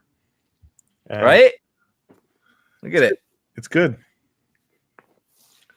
He's now rubbing his beard. We're going to go now on this. Charlie, I get to Wolverine. I wake up now and I basically look like there. Wow. Right? It's like you got a flat top. You have like a the J. Jonah Jameson. Yeah, who was the other Captain America? John Walker. You were the John Walker flat top. He was conflicted about his Southern upbringing. And I recently, I don't read a lot of old comics, but I read the John Walker miniseries by Mark Grunwald like a couple of months ago, and it took me months to get through because there was so much dialogue. Mark Grunwald, one of the most underappreciated people of all time in comics. You're very right. You're very right. He deserves to be up there in the echelon. Anyway, thanks for listening. Thanks for hanging out with us for these 14 years. Is it 14? Is my math right? For the I love it. How lucky are we? 700 episodes. We have the best part-time job in America. That's very true. And so thank you for listening. Thanks, Ryan, for coming on. Thanks to Josh for staying awake. And until next week, I'm Connor. Ryan, you're always last. That's true, and I just am so not used to recording with both of you, but I will just go ahead and let everyone know that I am Ryan. We out! See you next week. It's our platform, but it's not what we're about. And we're out. All right, so we're done. Josh is going. Goodbye, Josh. Bye, Josh. Congratulations on your dog. Thank you. I can't wait to meet her. And we're done. Him? Her? We will see you guys next week. Oh, he's out. He's gone. I gotta eat. What's on the menu? I don't know. We'll find out. But thanks everyone for hanging out with us tonight.